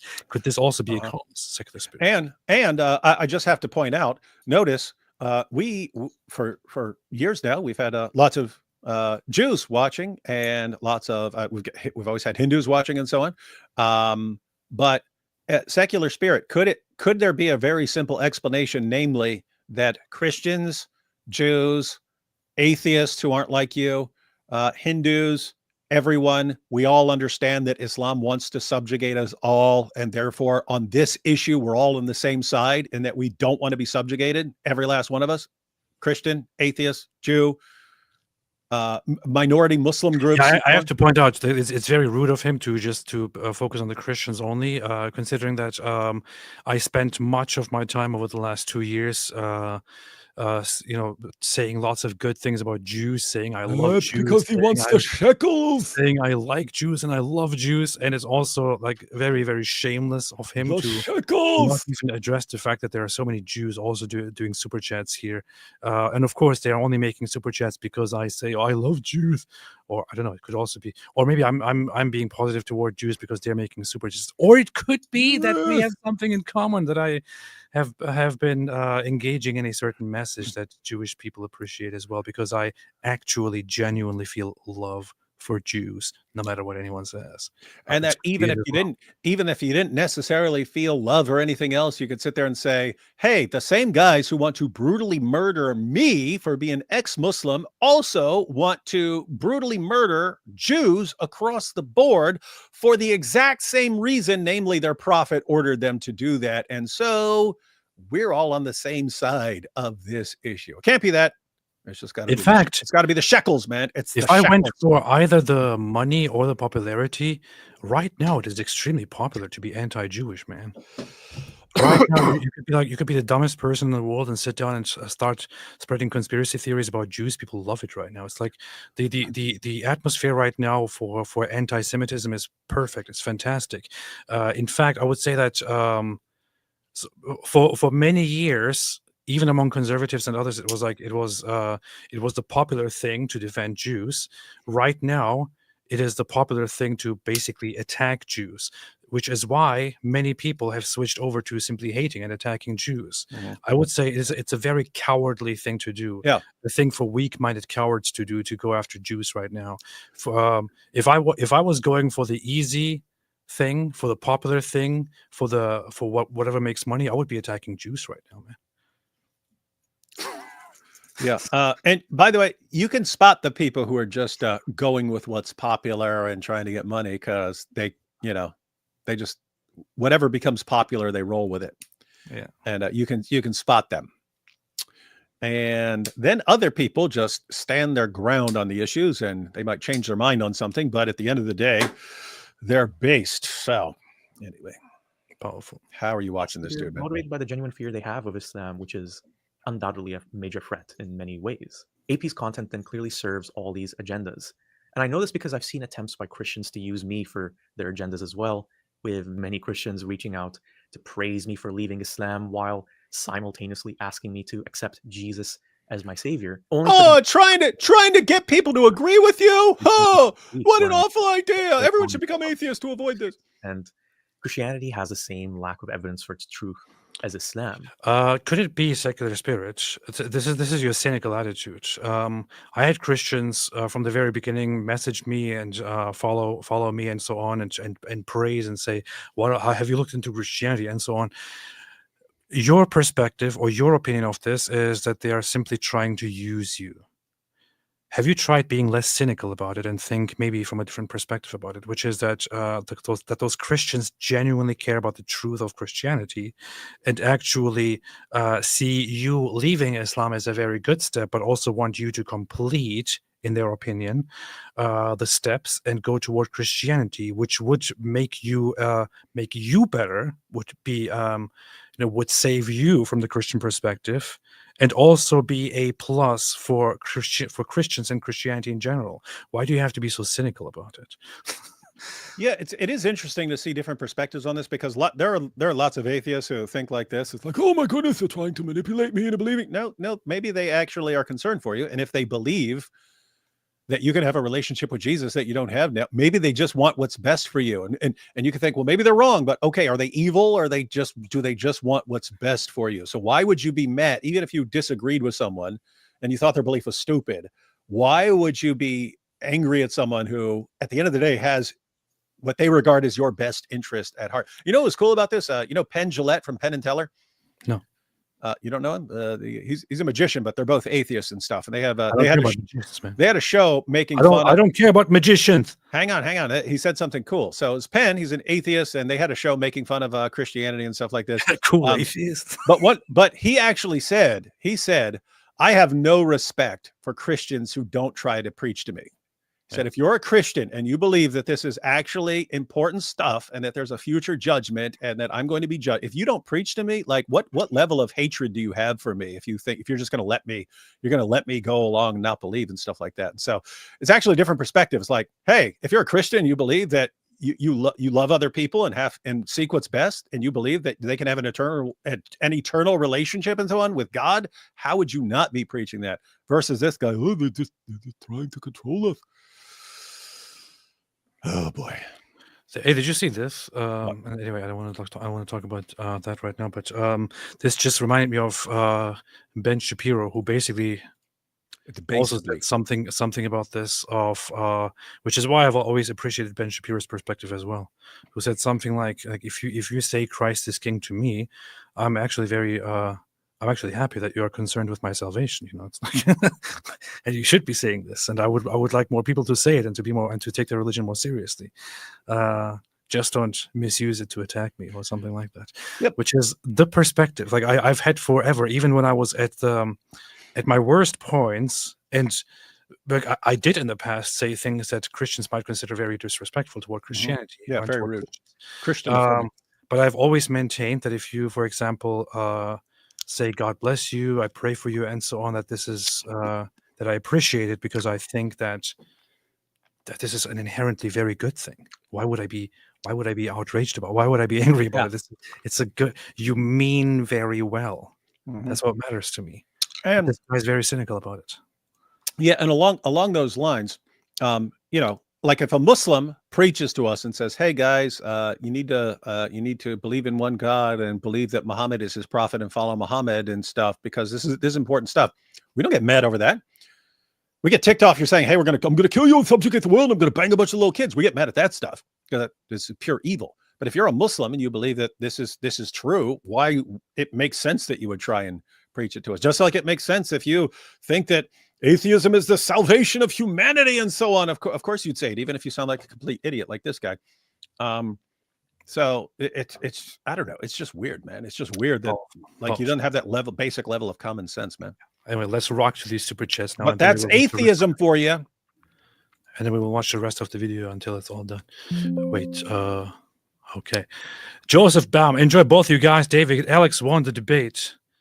Alex tried to get you by asking, why did Jesus have to pray to raise Lazarus? Miss Jesus did not pray to raise the widow's son, nor did he have to pray to raise synagogue worker's daughter. I haven't watched the debate, so I can say, but David probably also didn't see it, so he probably doesn't know who won. But just have to point out, nothing you're saying had anything to do with my case. Powerful. That answers the question. Musty season prayers from Ireland. Thank you so much. Appreciate it. And prayers to Ireland. Agnostics waiting by the maybe mass tree for perhaps clause to leave presents on perchance miss. God bless you, AP. Praying for your journey. Hi, David. Good. Thank you. Iconodule says, please correct this man with mercy, AP. He knows not what he does. Thank you. That's a good reminder. We are merciful. Christian theologetics. I'm here. What did I miss? Nothing. Intrinsic distinctives at the best of Muslims are ex-Muslim Habibi. Yes. Abraham Harb, you ever notice that revert rhymes with pervert? It does. Eric Barlow, revert thought it was pervert. You learn something new every day. Yeah. That's true. So AP is a revert to Christianity in actuality. Yes. Just a dude says, worship only the Trinity. God, don't pray to Mary, angels, or saints. Don't tell me what to do, man. Don't tell me what to do. Do not tell me what to do. Rick Newton says, don't make me shower you with kindness. I will. Elijah Pity, in Secular Spirits post section, you can see what Dillahanty had to say about you, basically saying to be wary of ex-Muslims, AP making ex-Muslims look bad. What? Where? What's that in the comments? In the comments on that video? Let me see in the comments. Where? What do you mean what Matt Dillahanty said about me? You see what Matt Dillahanty said about you, basically. Do you think you mean somebody quoted him in the comments, or did he comment there? I don't really know. Was it? Apostate Aladdin commented. He said, I don't care about Apostate Aladdin. All I can add is that I cannot believe something just because it would be nice. I don't know how he does it. Really? OMG. How does he do it? Oh, you got multiple comments from Apostate Aladdin. Maybe these guys are partners. Hang on. He's very concerned. You assume that he spent all the time exploring atheism and spirituality. Maybe he did, and none of them resonated with him. But maybe he was overwhelmed with only one flavor of that through his proximity with David Wood. That's why he became catechumen, just like David Wood. This is so funny how they're speculating about my journey. Isn't it weird that they're like, dude. Despite the fact that I've made it very transparent, you know. And it's also like, I mean, guys, you believe you've got what, 70, 80 years maybe or something like that? I mean, you guys are already grown. So you've got like what, 40 years, 50 years or something like this? Like, and you guys are like, let's spend every waking moment obsessed with what everyone believes in the world and complaining and whining about it. And it's like, all right, what? That's how you want to spend your lives? And we're the ones who are free from religion, even though we spend every waking moment complaining about it. Here's actually something fair. He didn't call all Muslims parasites. He called them murderers parasites. That's true. At least listener, but with 41 likes, at least the listeners. Yeah, I agree that soundbite isn't the most damning on its own. I mean, how did these people realize it? But it shows bad faith and disqualifies the rest of the video. Yeah. Yes, exactly. How did this guy include that part as evidence that I call Muslims parasites? It's just so dishonest and ridiculous. It's pretty bad. I'm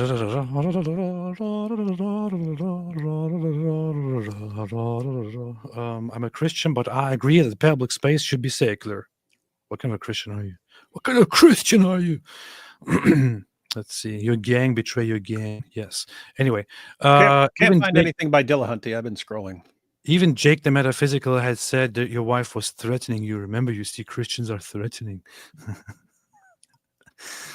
Coffee House Dialogue, and they accuse us of a persecution complex. LOL. David Stewart, welcome to the church, brother. Thank you. So happy for you. If this was not a true church, why would so many feel the need to attack it? You could make lots of arguments there, but thank you. Isa Kabir, what's up, Isa? You have every right to have a journey, any journey you choose. Thank you. Appreciate that. Always loved that about you, Isa.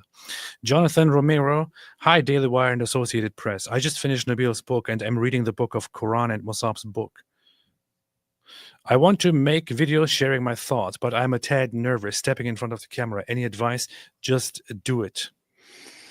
Drink a bottle of whiskey and then get in front of the camera and record. Just kidding. Just do it. Try it. Do it. It'll work. It'll work out. If you trust yourself, if you think you can do something good, it'll work. I sound like those nerds. If you just put your mind to it, you can do anything. No, you can't. Sean Winter, hey guys, hope you're well. Have you guys heard about the Christian priest who was sacked by the church after criticizing Starmer? P.S. Jesus is Lord.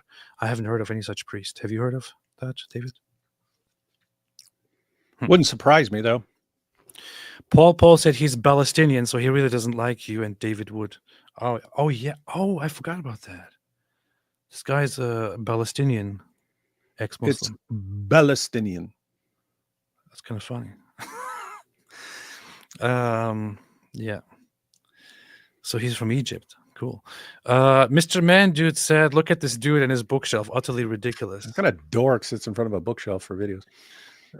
Leox Dole United, bring them home. Not religious, but support to you. Thank you so much. Appreciate that. I appreciate that, and I wish you all the best and your people.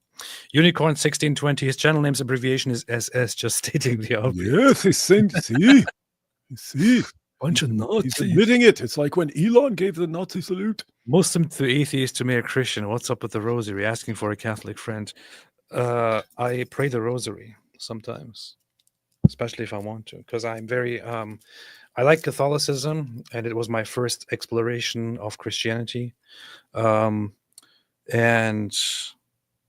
I felt a very, very deep connection to Mother Mary, and I like the Orthodox Church, but I still have much love for Catholicism. That's that. Belisarius Varelinsky. Atheism does not exist by itself. It is the active inversion of the specific religion it opposes. Also, Lily J is a Mossad agent. We know she is. And this is true. Loaves of bread support ex-Muslim Bosch Faustin Pigman comic. Do so. He does a comic series now called Pigman. It seems very interesting. Knows too much. The Islamic Zionist Dilemma by Quran 17:104, 521, 1093, 2856, 7137. Allah is a Zionist. Anti-Zionist Muslims insult their own God. Thoughts? David, you love this topic, don't you? Yeah, I mean, you've actually got the Quran saying that Allah gave Jews authority to execute judgments in the land. And so the question would be, what land is that? Is it A, China, B, Australia, C, Canada, or D, Israel? So, yeah, Allah's a Zionist. Powerful. Big Zionist. John the Presbyter. I like when atheists say they proselytize because they're concerned about Christians wasting their lives, but don't tell your rational Fedora to shave his neckbeard and stop being chronically online. Yeah, total hypocrites. Hypocrites.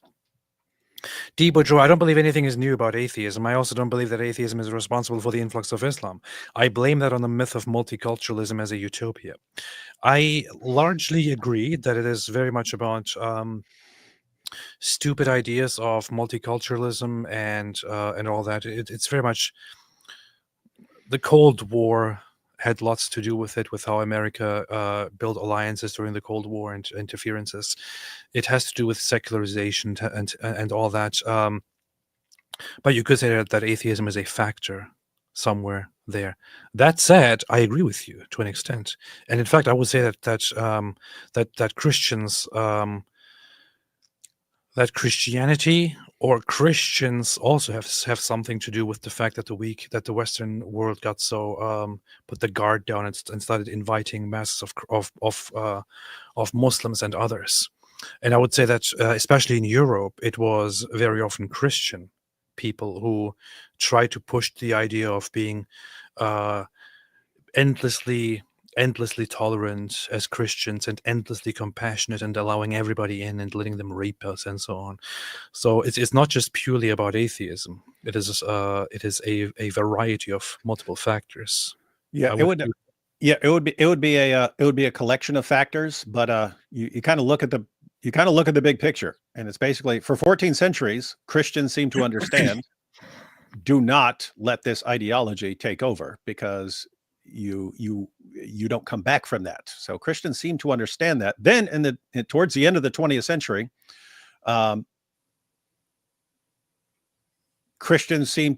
everyone seems to lose that idea. But the point is, it coincides with mass secularization, and part of mass secularization is Christians stop taking Christianity so seriously. And so you need to back off that and just focus on being nice and loving and not on taking anything seriously. And yes, atheists were a part of that. But yeah, so once you do away with the idea that you should take Christianity seriously, and that you should instead just focus on showing how nice you are and showing the world that you don't take your belief terribly seriously, something that's, hey, we're going to conquer you and take you over, and you just have to be just tolerant of that because you're not allowed to be intolerant, because that would be you don't want intolerance associated with Christianity. Guess what? You can't stop Islam then. You can't. You need a population that takes something very seriously, that can stand against Islam. Europe used to have that. Europe no longer has that. Well, not in Western Europe. Giovanni Garcia, David, I finally went to church for the first time today. Baptist. I was already Christian, but I never took that step until today. Why did you go to Baptist church? You have to go to the true church. Wait, you were already a Christian, but you never went to church in your entire life? I mean, it's good because it's better late than never and stuff like that. But no, that's good. Nice. Well very done. based. Very based. Let us know what you think. Eli, thank you so much. Eli Shamoon, thank you so much, Eli. Great job, David, as always, on the debate in Matthew 16:17, when Peter confessed Jesus as the Son of the living God. Jesus responded that it wasn't flesh and blood, but by my Father to see, believe, accept, and confess Jesus is a miracle within itself. Love you both. Thank you so much, Eli. This is the first time that I see him actually post an elaborate message with his super chat. Normally it's just love you both. Thank you so much. I appreciate it, Eli. Very, very much appreciate it. Thank you. Paolo Lungaro, it's a turf fight. He wants to dethrone AP. Yeah, they've been trying that for a while. They've been trying that for a while, and they still can't figure it out. And it's like, come on, guys. Dr. Kotz, well up. If Christianity is inherently shirk and therefore unforgivable, how do ex-Christian reverts like Sneeko believe they'll go to Jannah? Well, there is a kind of a funny thing about it being unforgivable, but then you can just repent and die. So, no, it's too much. Burl Katznelson's speech on the insanity of far leftists from 1936 is very relevant today. Note, he was a Zionist leader from the left, Labor himself. I know about that guy. In fact, recently found out like a few months ago or so.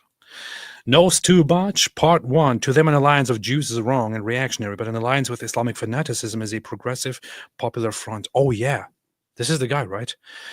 To them, an alliance of Jews. So this is a Zionist leader who is criticizing who is criticizing the naive, stupid leftism and progressivism among the early Zionist movement back then. And he says, to them, an alliance of Jews is wrong and reactionary, but an alliance with Islamic fanaticism is a progressive, popular front. Is there a people whose children have reached such a distortion, intellectual and spiritual, that all their people do, their creations and suffering, are despised and loathed, while all their enemies do, every robbery, murder, rape, fills their heart with admiration and devotion? He will be infected with germs of self-hatred. He will become so deranged that he will see social redemption in the Palestinian Nazis.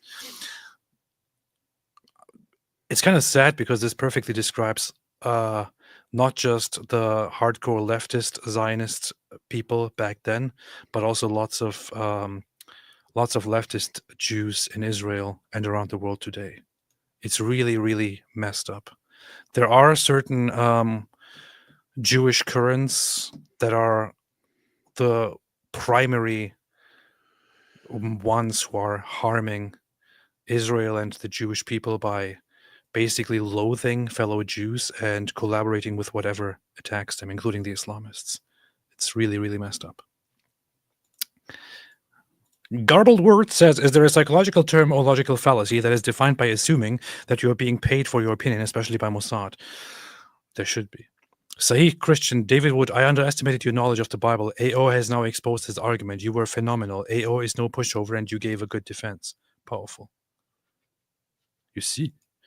Daryl, covers unite. Do so. Nina, ex-Muslim said at one point you turned fish-shaped because you hate the gays, therefore you're a bigot, therefore Christian, paraphrasing, but I've seen it. That's funny. Interesting. Hey, I'm thirsty. My cup is empty. I'll be right back.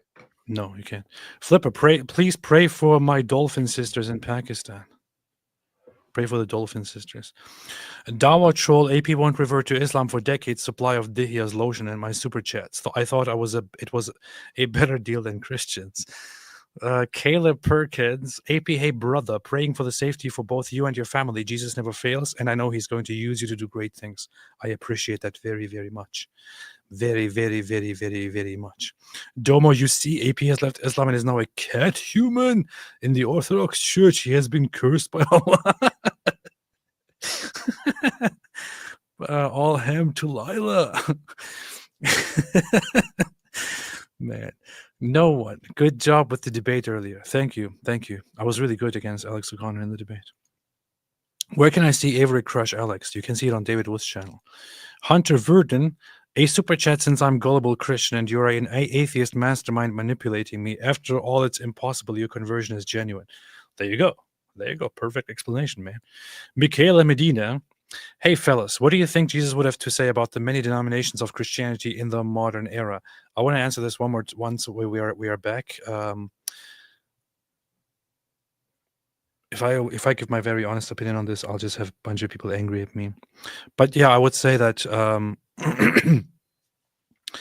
as a learner and a student and a layman who in no way intends to influence Christian thought and church and all that, I would say that it is probably very much a feature of Christianity that there are different perspectives and different churches, and that I think, in my opinion, it doesn't really resonate with the message of Jesus to see people fighting and saying we are correct and all others are wrong and we'll go to hell or something. So that's my view.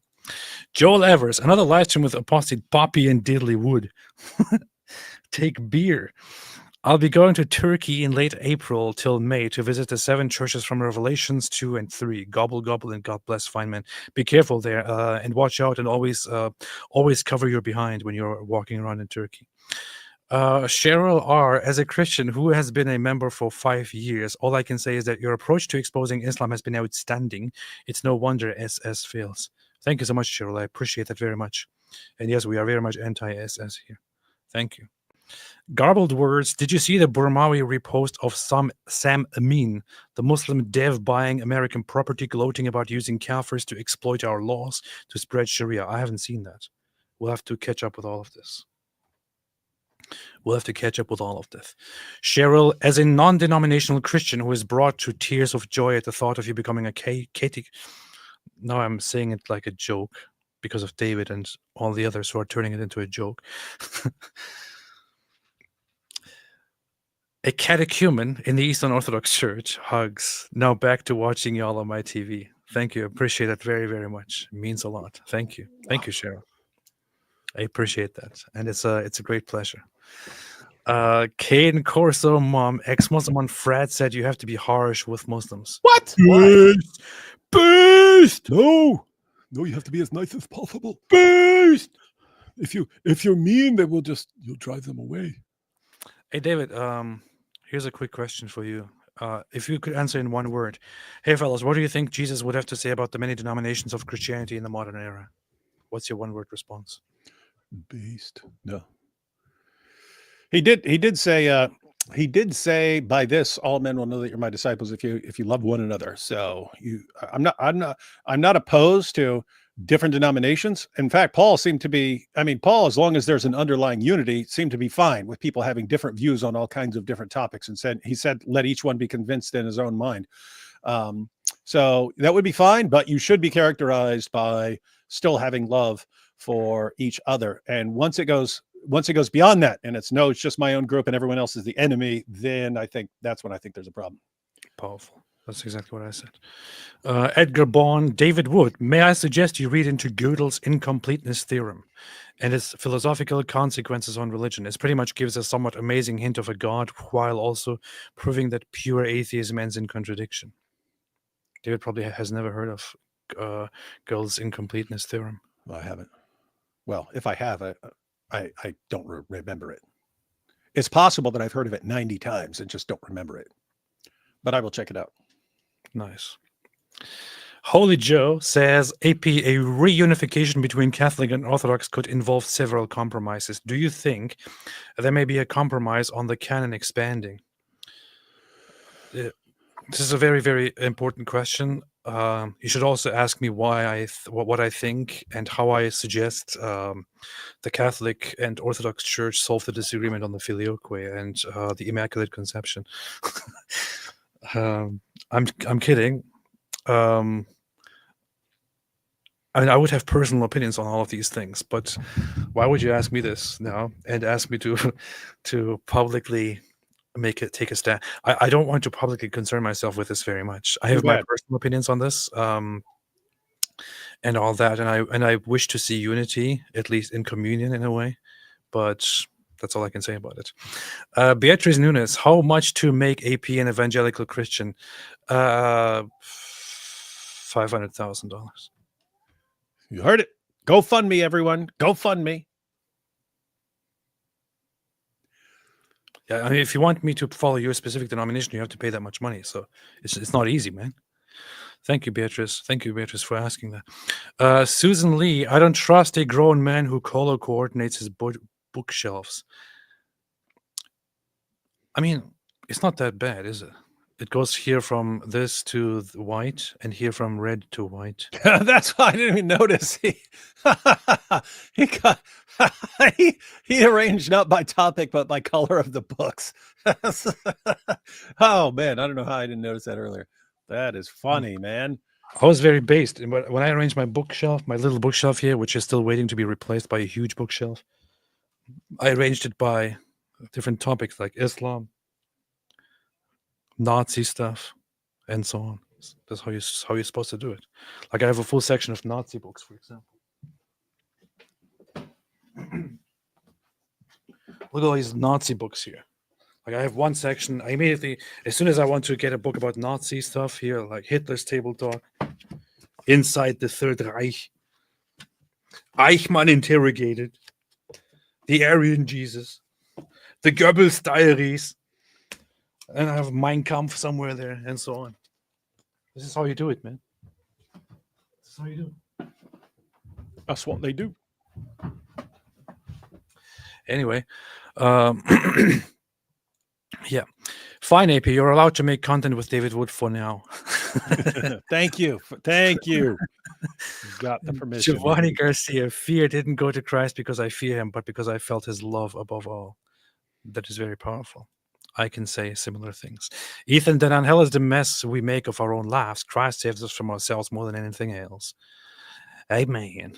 Rick Newton says these type of atheists are self-righteous liars, so full of themselves and will not admit the truth or fact like Richard Dawkins. No proof changes. That's right. That's right.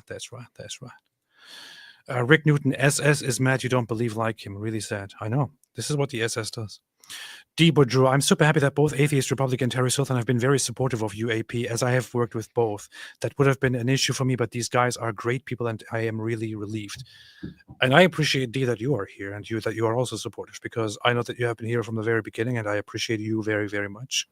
And I'm always happy to see you. I actually very quickly get familiarize myself with familiar names here that are in our chat and so on, and feel a close appreciation to everyone. So I know that you and this channel and you and I would go back very, very far, and I'm very happy that you are still here. Rick Newton, AP, we appreciate you as you are, not for beliefs. Oh no, you're supposed to appreciate me for my beliefs. How dare you? Yeah. Ironic tone to topic, AP's conversion, our Jewish stuff. Love it. And praise God for AP's decision to follow Jesus Christ. Thank you so much. Appreciate that. And finally, Christian Gadfly. Stop, AP. Christianity looks good now, but you'll have to give up urinating on one another. Don't do it. That is a concern, but yeah. That's the main concern. It is. It is. Not gonna lie, I get emotional listening to AP confess Christ as Lord, said ironic tone. It is pretty emotional, isn't it? Banning gas, but be the change you want to see. Very good. Very, very nice. Anyway, I'm going to continue watching this now so that David can... Are you kidding me? Something that AP undoubtedly understands. If you oppose these people's agendas in your content, they will unsubscribe. They won't tune into your live streams. They'll stop giving you super chats, and they'll withdraw from your Patreon. And then you'll eventually be like me. Could it also be, SS, that I simply do not feel the same way about Christianity and Christians as you do? Because in the past, I did indeed, on occasion, when people ask me what I don't like about Christianity, say certain things that I don't like about Christianity. When they asked me whether I think Christianity is true or not, I said I don't think it's true, and I express why I don't think it's true. When people asked me to engage with certain people to learn more about Christianity, I have even on occasion spoken a little bit disparagingly about some people, and so on. Nevertheless, my Christian audience just kept growing because I've never been, really terrible, and probably don't share your views on these things. I don't know. Why do you want me to be just like you, SS? Isn't it weird? It's like you've got these guys and they leave Which Islam. one is the cult, SS? Which one is the cult? Yeah. Think about it. These guys leave Islam. Oh, Islam, it tries to control what we believe and says everyone has to agree with it. Now we're free from that. Okay, what are you going to do now? I am here to proclaim everyone has to agree with me, and we must go around and bother everyone who doesn't agree with us. It's like you have the exact same psychology. You just switched camps from one cult to another. SS. So there's definitely an incentive. This guy's like really slow. Used by those groups to stay on their side. I was wondering how quickly we would get through it if you watched it like that. Then there's a second explanation for AP's hypocrisy, an explanation I think is much more likely the case after watching AP explain why he's converting. I know that atheism might work out for lots of people. Every human is different. I know that it might work out for lots of people. There are lots of people out there who might be like, oh yeah, I'm an atheist, I'm totally cool, totally fine, and all that. I don't really, I would say for myself, honestly, it wasn't necessarily always the best way of living. I would say, especially over the last year, I was kind of on a path of self-destruction and depression and complete nihilism. So living a life of an atheist doesn't really lead anywhere. In the end, you just die anyway. If the whole world all exists for no Hey, you know what's funny? bigger purpose, no greater purpose, all of existence is just going to exist and at some point cease existing. If then in the middle of this, right? If in the middle of this, religion is true, or Christianity is true, you could add some great purpose to your life and live a meaningful, great life. Believing that Christianity is true is actually a better way to look at the world than believing that there is no God and atheism is the correct analysis.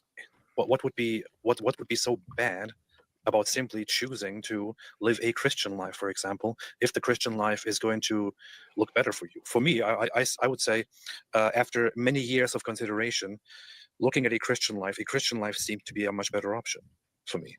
It's a much better option. How long is he going to play this clip? I was going to make it play until I ask you what you want to say, but anyway, go ahead, David. Oh, I was just going to say, I mean, this guy seems like he watches a lot of you. So it's just funny. Like he's whining about you, but he's kind of proving the point that people would rather watch you.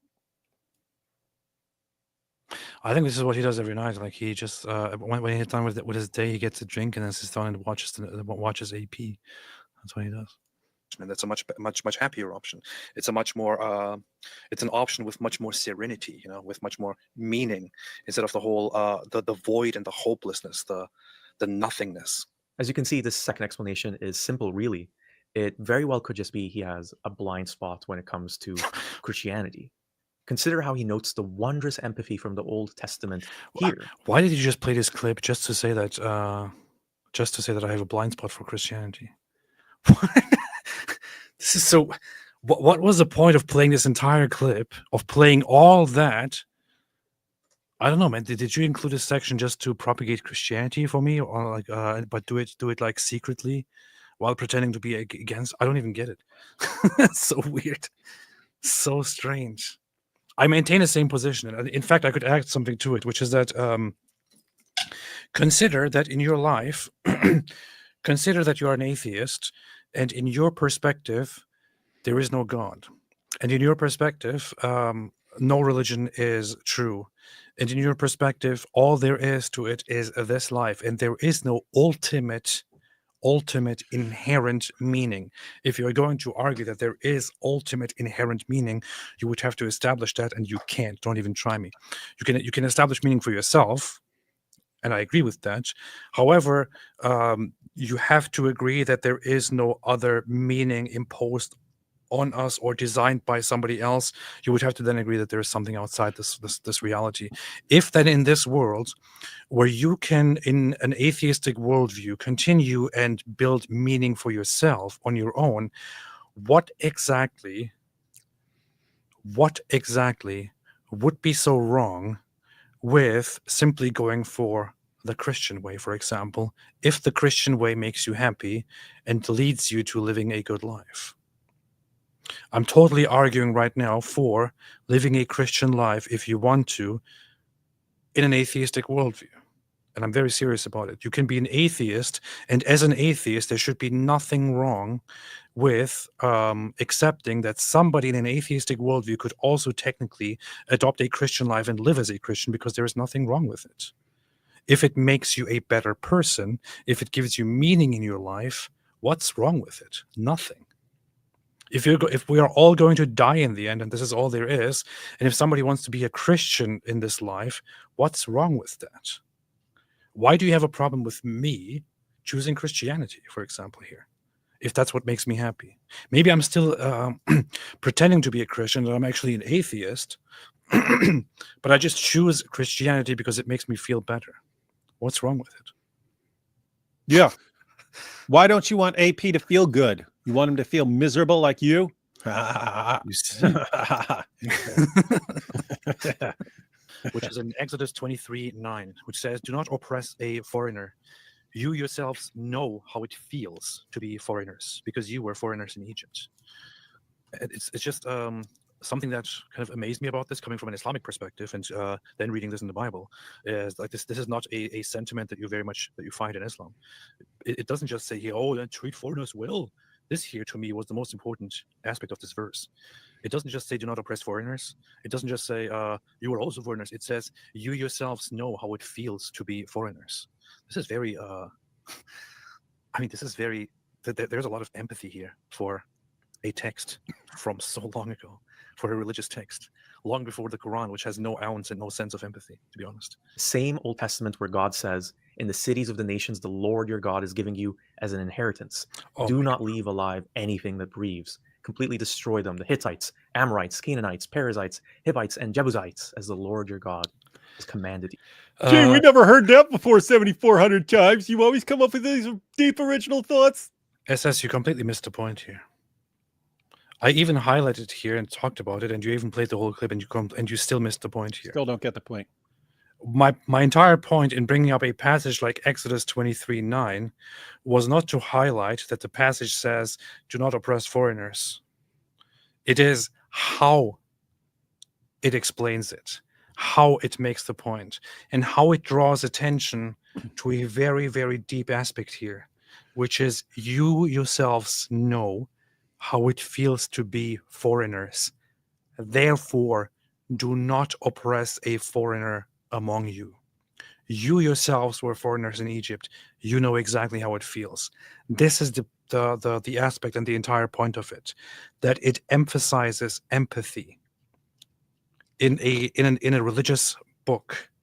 Now you come to here and say, "Oh, but the religious book also says, kill the Hittites and the Amorites and the Canaanites and the Perizzites and the Hivites and the Jebusites." Okay, yes, it does say that. And in fact, if you want to look at it, I'm not going to make any excuses here.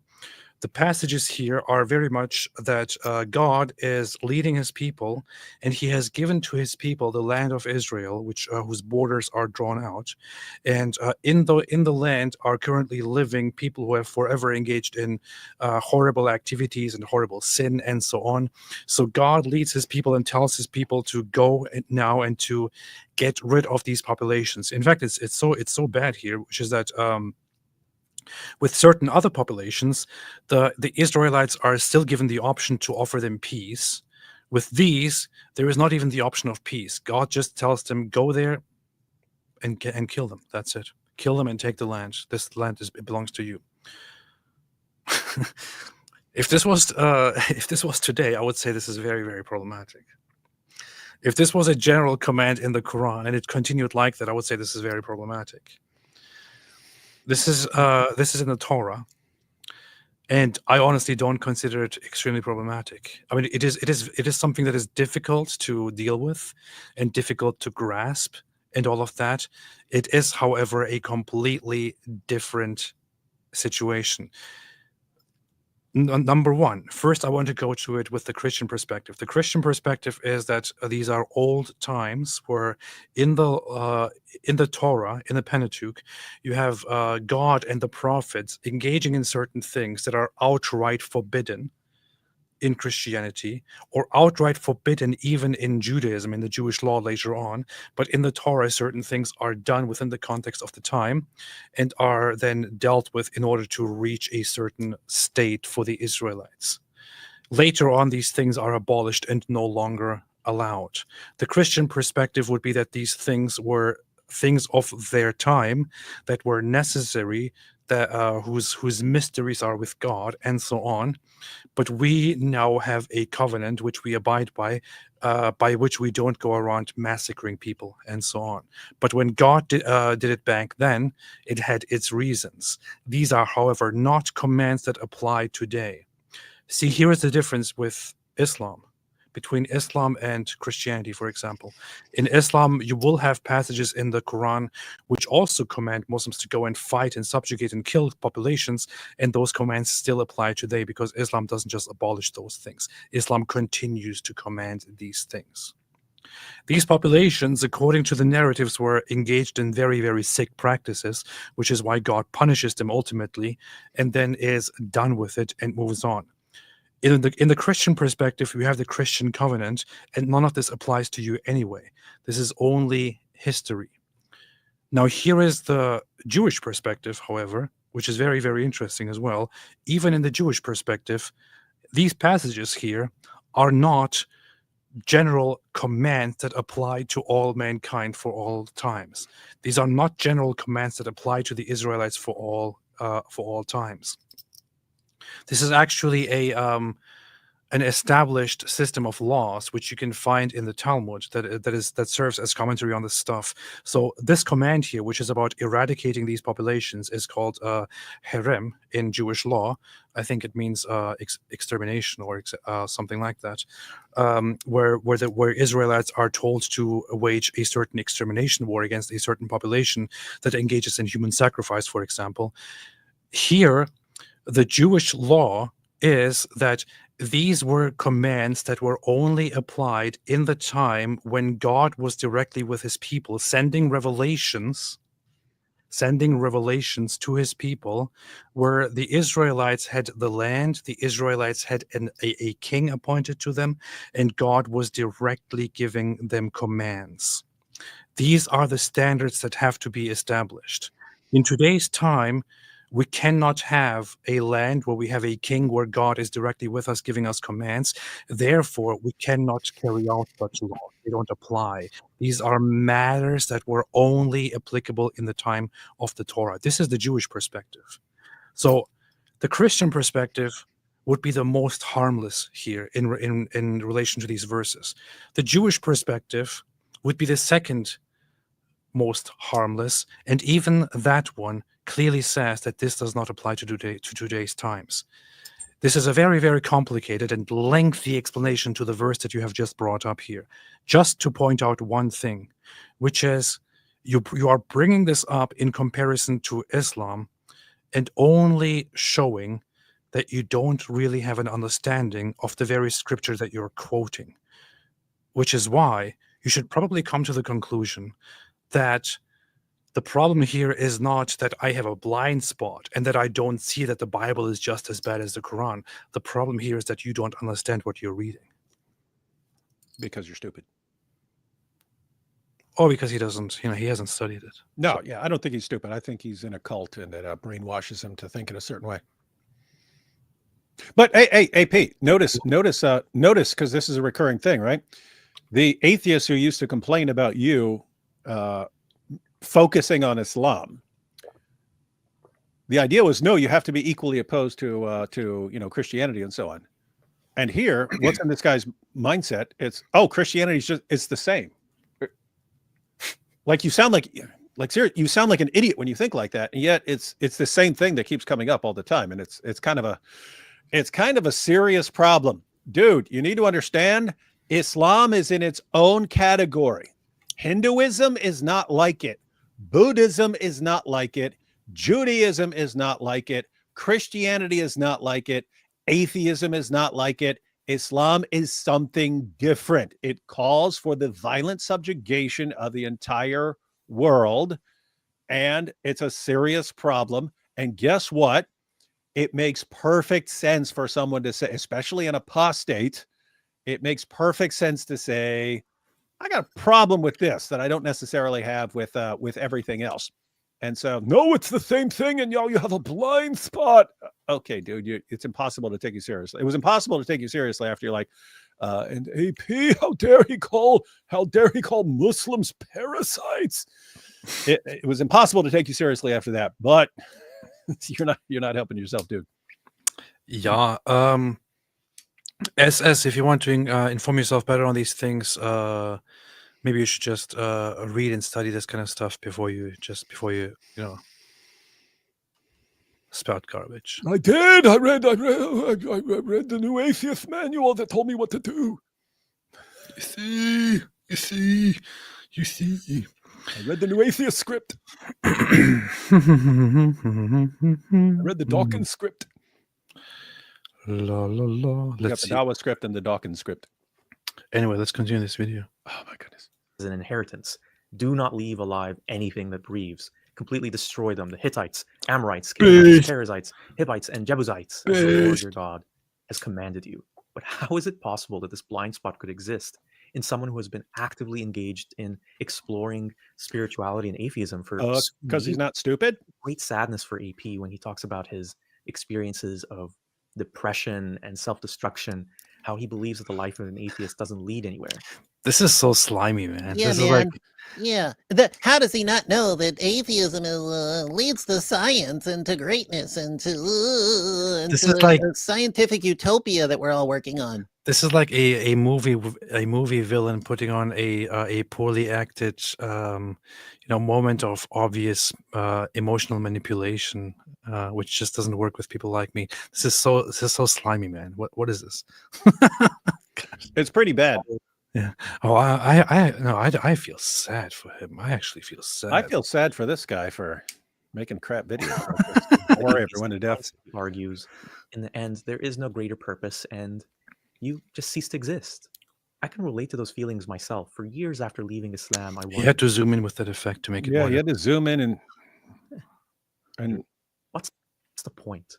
What's the point of my life, of anything? Why do I even exist?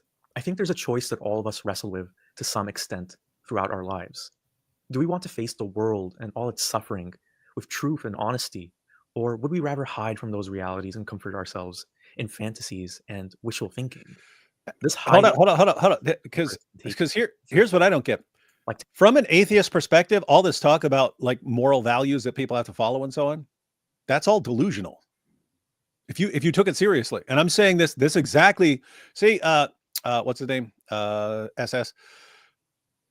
When I was growing up, I came to the same thoughts that you eventually came to, that, religion is dumb and it's just, people told you to believe this stuff and so on. But I didn't stop there. I concluded the exact same thing as with things like don't kill or respect people's rights and so on. It's just something you were taught your entire life. So I would have looked at you in the exact same way I would have looked at a devout Muslim or a devout Christian. You're just believing a bunch of stuff you were told. That's exactly what you sound like when, oh my goodness, what about killing? What is there in your world? What is there in atheism would tell you not to slaughter the entire planet? Like what? I literally have no clue. What I see from atheists is, if I bring that up, people like you would suddenly get emotional. What kind of monster would it? It's like, defend your point. A Muslim could have the exact same reaction if you say, oh, why would you believe this nonsense? Why don't you become an atheist? Oh, what kind of monster would not believe in God? somehow you see the problem if a Christian or a Muslim were saying that, and you don't realize it's like you have this huge blind spot. The funniest thing about all of A this is huge that blind spot for about your own years, beliefs. for years, I have openly admitted that I don't think that there is a greater purpose, and Mhm. I think that it is a sad reality, which is that we all just exist, and we are all just going to die and cease existing, and so on, and that's just all there is. And within all of this, it's just you can make your own meaning to it or whatever. This is just all there is. That's what it is. That's all it is, and so on. And I openly admitted that kind of stuff. And I also openly explained how I came to Christianity. So, yeah, and here's the thing, and he still doesn't get it because he has this massive blind spot because he's in a cult. But I think he's I was kind of born without being terribly concerned about being in danger or dying or something like that. I'm not an atheist because I don't believe it's true. I don't believe it's true. It's not, oh, this would make me feel good if I believed in this or something like that. I don't believe it's true. I believe it's too empty to be an accurate reflection of reality. There's too much in reality that is not accounted for. Just admit you chose Sky Daddy because they couldn't find anything. See? Yeah, there's too much going on in the world for atheism to be any sort of real explanation. But as far as the blind spot, I mean, think about this. Oh, and maybe it makes you feel good if you think that there's some point. And dude, literally every single value that is part of your thinking right now, I could say the exact same. What does this make you feel good that there's that there's some meaning in your life? And does it make you feel good like that you're doing something important and that you're making the world a better place? It's all delusional, dude. That's all. It's in the same category from a genuinely atheistic, naturalistic perspective. All of that. Let me put it this way. Some sort of moral value that is hovering out there somewhere. It's not, you don't find it with a microscope. You don't find it with a telescope. Where is it? Where is the command, do not murder? Where is that? It's something in your head that someone put there, right? What's the status of it? Why would you actually have to honor that command? Like what? It's some sort of value. I would say that if you think there is some sort of immaterial command out there that you have to obey, that people are obligated to obey, that is every bit as miraculous as saying someone rose from the dead. Every bit as miraculous. And if you're going to say no evidence for the resurrection, guess what? What is your evidence for thou shalt not murder? What is your evidence for that? Show us your scientific proof for thou shalt not murder. You can't, dude. He will say that it's a utilitarian thing to do if you murder. Why should you care about utility? Why do you have a moral obligation? Because you don't want to end up utility? in a world of chaos. That's why. If you want to say, so guess what? You prefer just living in a world without chaos, which means you're just doing it for pragmatic reasons. If you're just doing things for pragmatic reasons, why would you be opposed to someone saying, I believe in Christianity because it makes me feel good and I think it makes me better? Exactly. He's got a blind spot because he's in a cult. Really good person. The universe will give you that dream job or a soulmate. How are you still watching this, man? Afterlife with your parents. It's like torture. That stake. Atheism for yourself, a final destination. It's wait. And this is the same mistake that other ex-Muslims who converted to Christianity, like Ayaan Hirsi Ali, have made. Atheism is not a final destination. It's a first step through a door to find meaning in life for yourself. Meaning? Define it. Oh, will it make you better to think that there's meaning in life? Religion says built on a morality and limited understanding of the world. This is so stupid. Who is this guy preaching to? I have said forever that atheism is not a set of beliefs. It's not a certain it simply means that you don't believe in God. Within atheism, then if you are in a state of atheism, meaning you reject the existence of God, you can within this develop all kinds of different philosophical ideas and so on. You can be an existentialist, you can be a nihilist, you can be utilitarian, you can adopt all kinds of different worldviews, adopt certain ethics and a certain meaning for yourself. You can bake all kinds of things together and so on. I have forever maintained the very same idea, and yet here he is sitting and preaching this as if I had been under the delusion that atheism is supposed to be a belief system and a final destination. Who are you preaching to, man? Yeah, I can verify that has been AP's position because he's only said it like 487 million times. But yeah, dude, that's what's amazing. Atheism is not a foundation for anything. You have to get something from somewhere else. You could, to be clear, you could be the absolute hands down nicest person on the planet and be an atheist. You could be the absolute worst person on the planet and be an atheist, and there would not be anything within atheism that tells you to be one of those or the other. There's no foundation for being one of those or the other.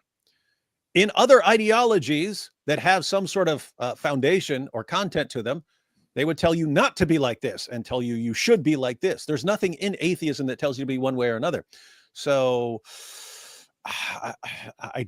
the point is, you have no foundation to be opposed to pretty much anything, right? In other words, if you're going to be opposed to mass murder, you could just as easily be opposed to being as nice as possible. There's nothing in there that tells you to be one way versus another.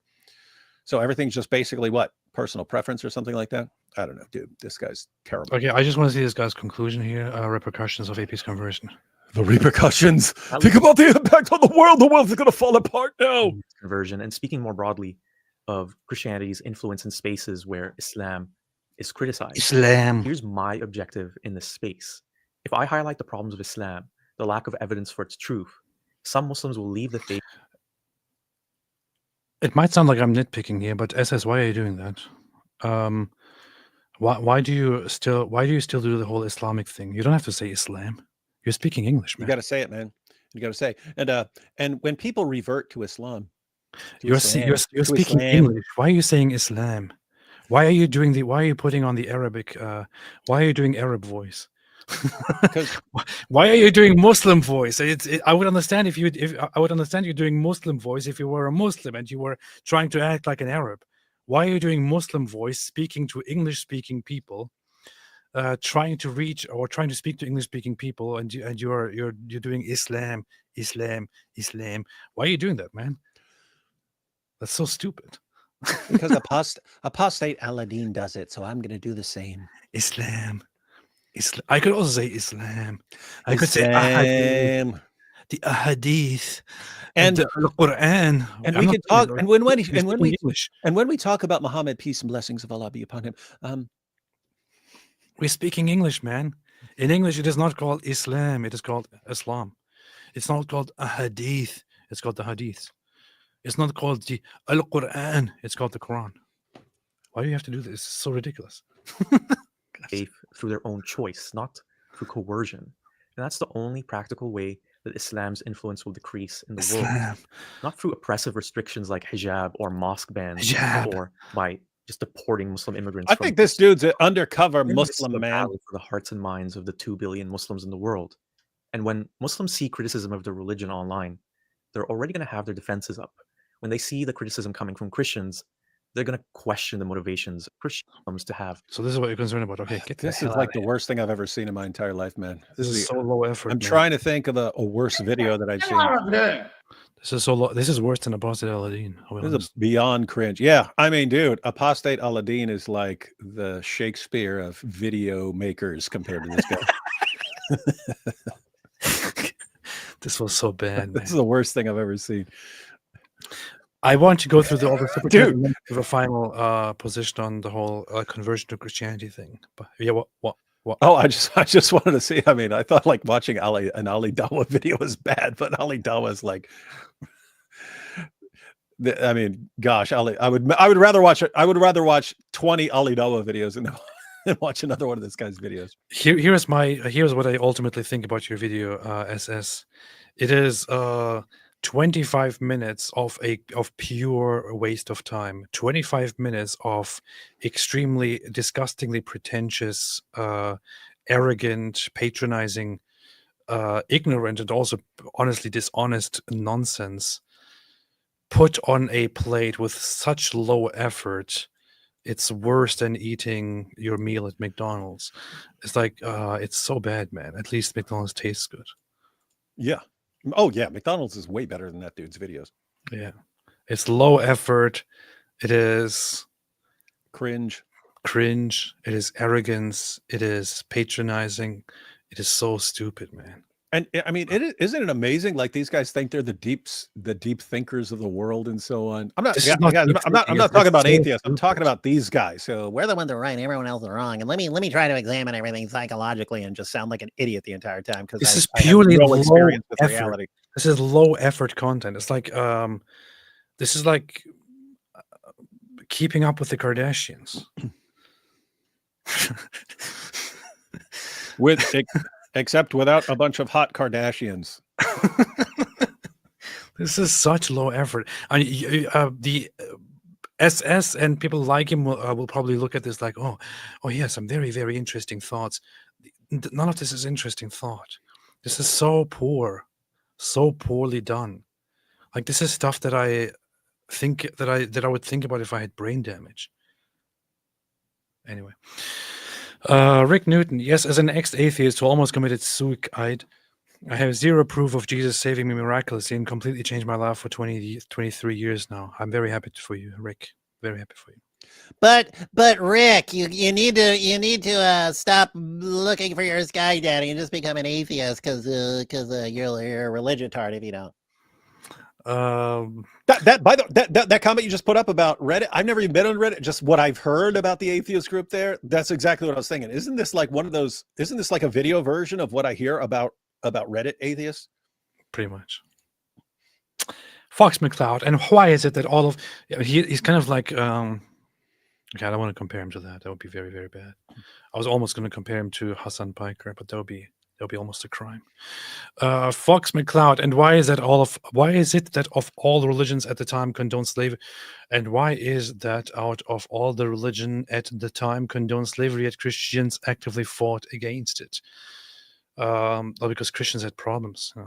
They were just childish. They were like, oh, we don't want slavery. We don't want slavery. Yeah, guys, I want to be clear because we are all aware of this. You had Christians who owned slaves and so on. So it's not like no way.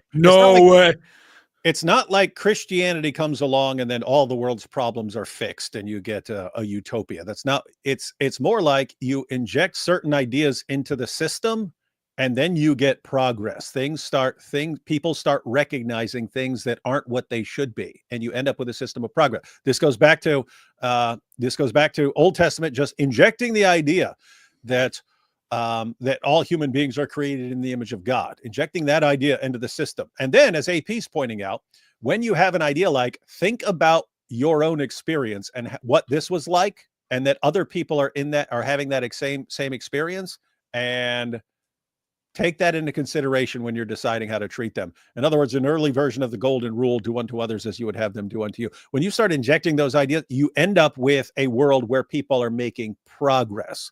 And when you remove those ideas, guess what? Things start breaking down, which is what you are seeing all around you. Not to be confused with golden shower, which is what you get in Islam. With you get a golden shower. How about you get a golden shower? I wake at dawn, it's 5 a.m. I'm praying on my knees. 5 times a day I bow my head to Allah's grand decrees. Got 99 names running through my brain. I chant them loud and shrill. From 1114 chapters, I plot my way to give the West a thrill. Yeah! With my AK-47, I dream 24/7. 722 virgins when I'm 25 and gone. I'll trade this life for paradise in an AK-69 surprise. A jihad jukebox singing my victory song. I see them infidels dancing free in their unholy glow. Sipping whiskey, loving sin where Sharia don't go. On 9/11. Wait. Sorry, that's going too far. That went too far right there. Just imagine a Muslim tuning in and hearing that. He would be so offended that he goes out and slaughters 1 million people in the name of Allah. And it didn't have to be that way. Because we atheists, we understand how people think, and we are the world's leading authorities on everyone. But we just can't figure out how to get anyone to listen to us because we're completely out of touch with reality for some reason. Anyway, yes. Phila Steve says, I have been thinking about the incredible amount of deception that permeates the world.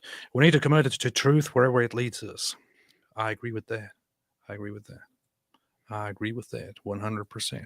Jesse says, so reverting to Islam would mean going back to born into sin nature and nurturing an evil secular spirit of evil worldly ways.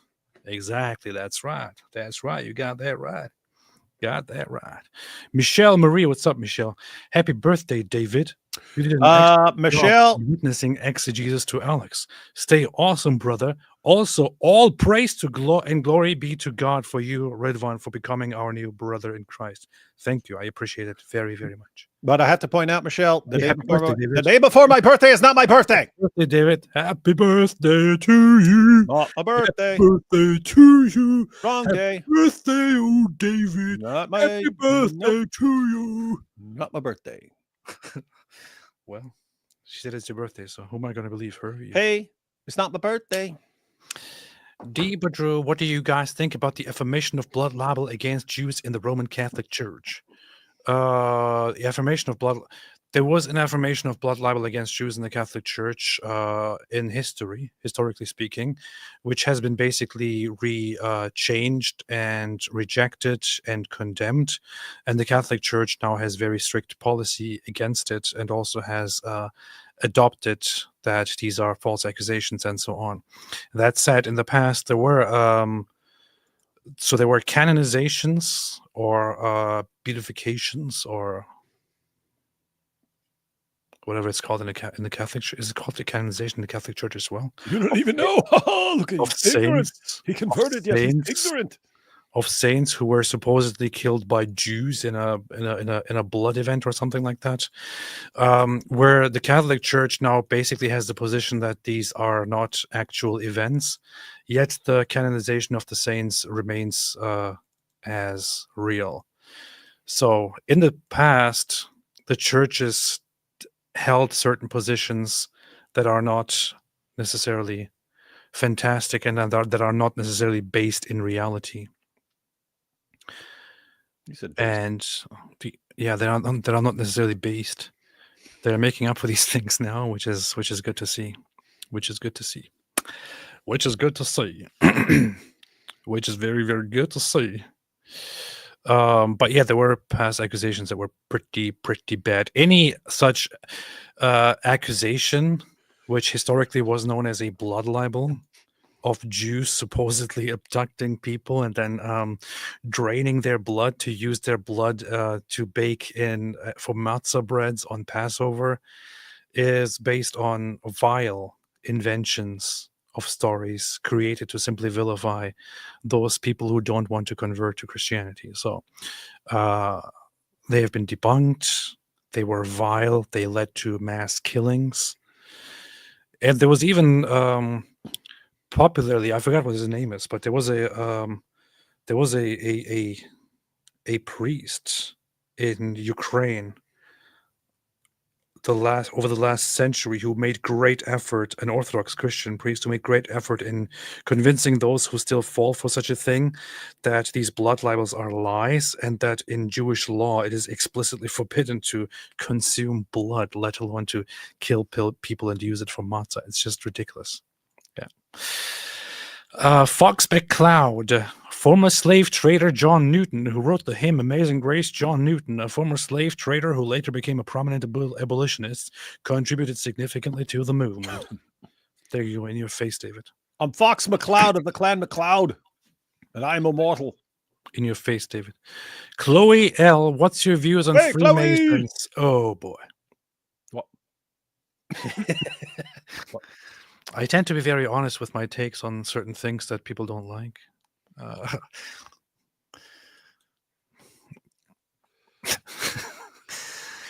Thank you, Chloe. First off, glad to see you here. I watched an interview where the guy said it was Satanism, pedophilia at its core. I can't look at any Mason or Mason symbol on an old building the same way since. Well, here's what I'm going to tell you from everything that I have found and seen and read and concluded, which is that there is it's a very, very difficult thing because there are huge conspiracy theories in the world about Freemasons. I would say that the vast majority of conspiracy theories about Freemasons are complete nonsense.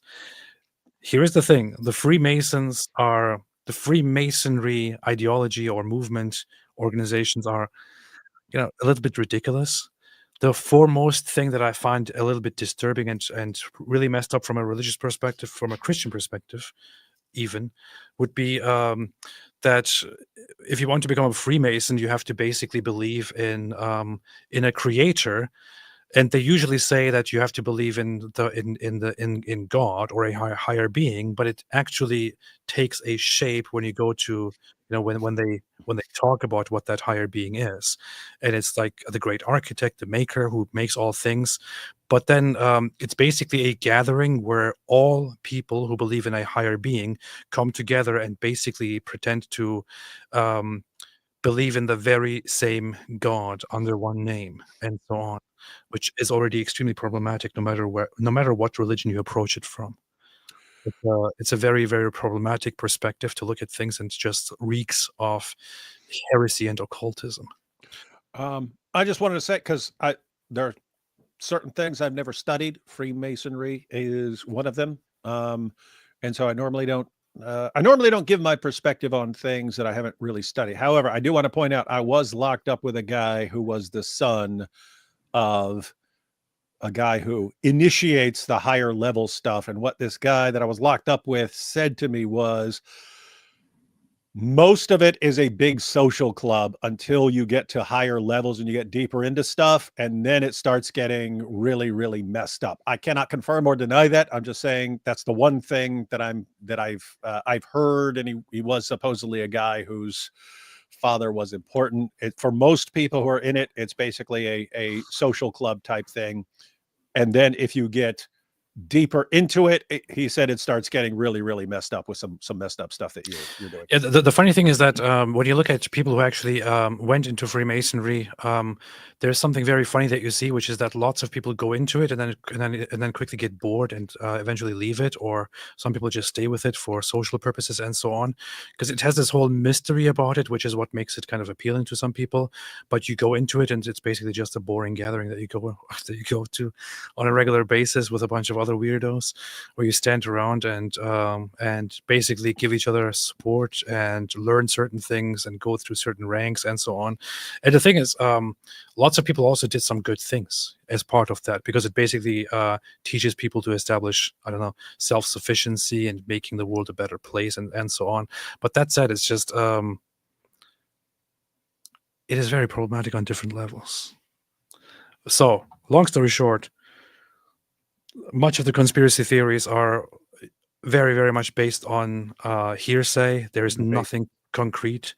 However, it's also just a very weird club that has lost its old relevance and is, from a religious perspective, very problematic. That's all I can say about it. Paolo Longaro, didn't Christian ministry pretty much end slavery in America? Did it, David? As a Christian, what is your unbiased opinion on this? You had the abolitionist movement was by a bunch of Christians. With that said, there were Christians who defended slavery and so on. I think there's a reason that the abolitionist movement kept arising in various places and kept springing up and so on. I think you do have ideas in Christianity that cause you to see a problem with treating people in certain ways, and so that will keep, as much as you can be raised to believe that this practice is fine, there will be a tension. There'll be a tension within Christianity about that issue. There's something in there that's saying this is not the way things should be, and you need to actually fix it. And so, yeah, it was a bunch of abolitionists. Again, I pointed out 2/3 of the abolitionists in the U.S. in the 1800s were actual clergy. They're actual like pastors and so on. You see, the Jews are behind my conversion to Christianity. They did. I was there. We went to Israel. And they said, we will give you this amount of money. Yeah, it's basically, so Jews offered me a deal and said, we will give you this much money if you convert to Christianity. Here's the proof. Shekels. And I said, of course, wait, how much money? And they said, beep, this much money. And I was like, oh, well, okay, how can I reject this? And here you can see it. Booyah.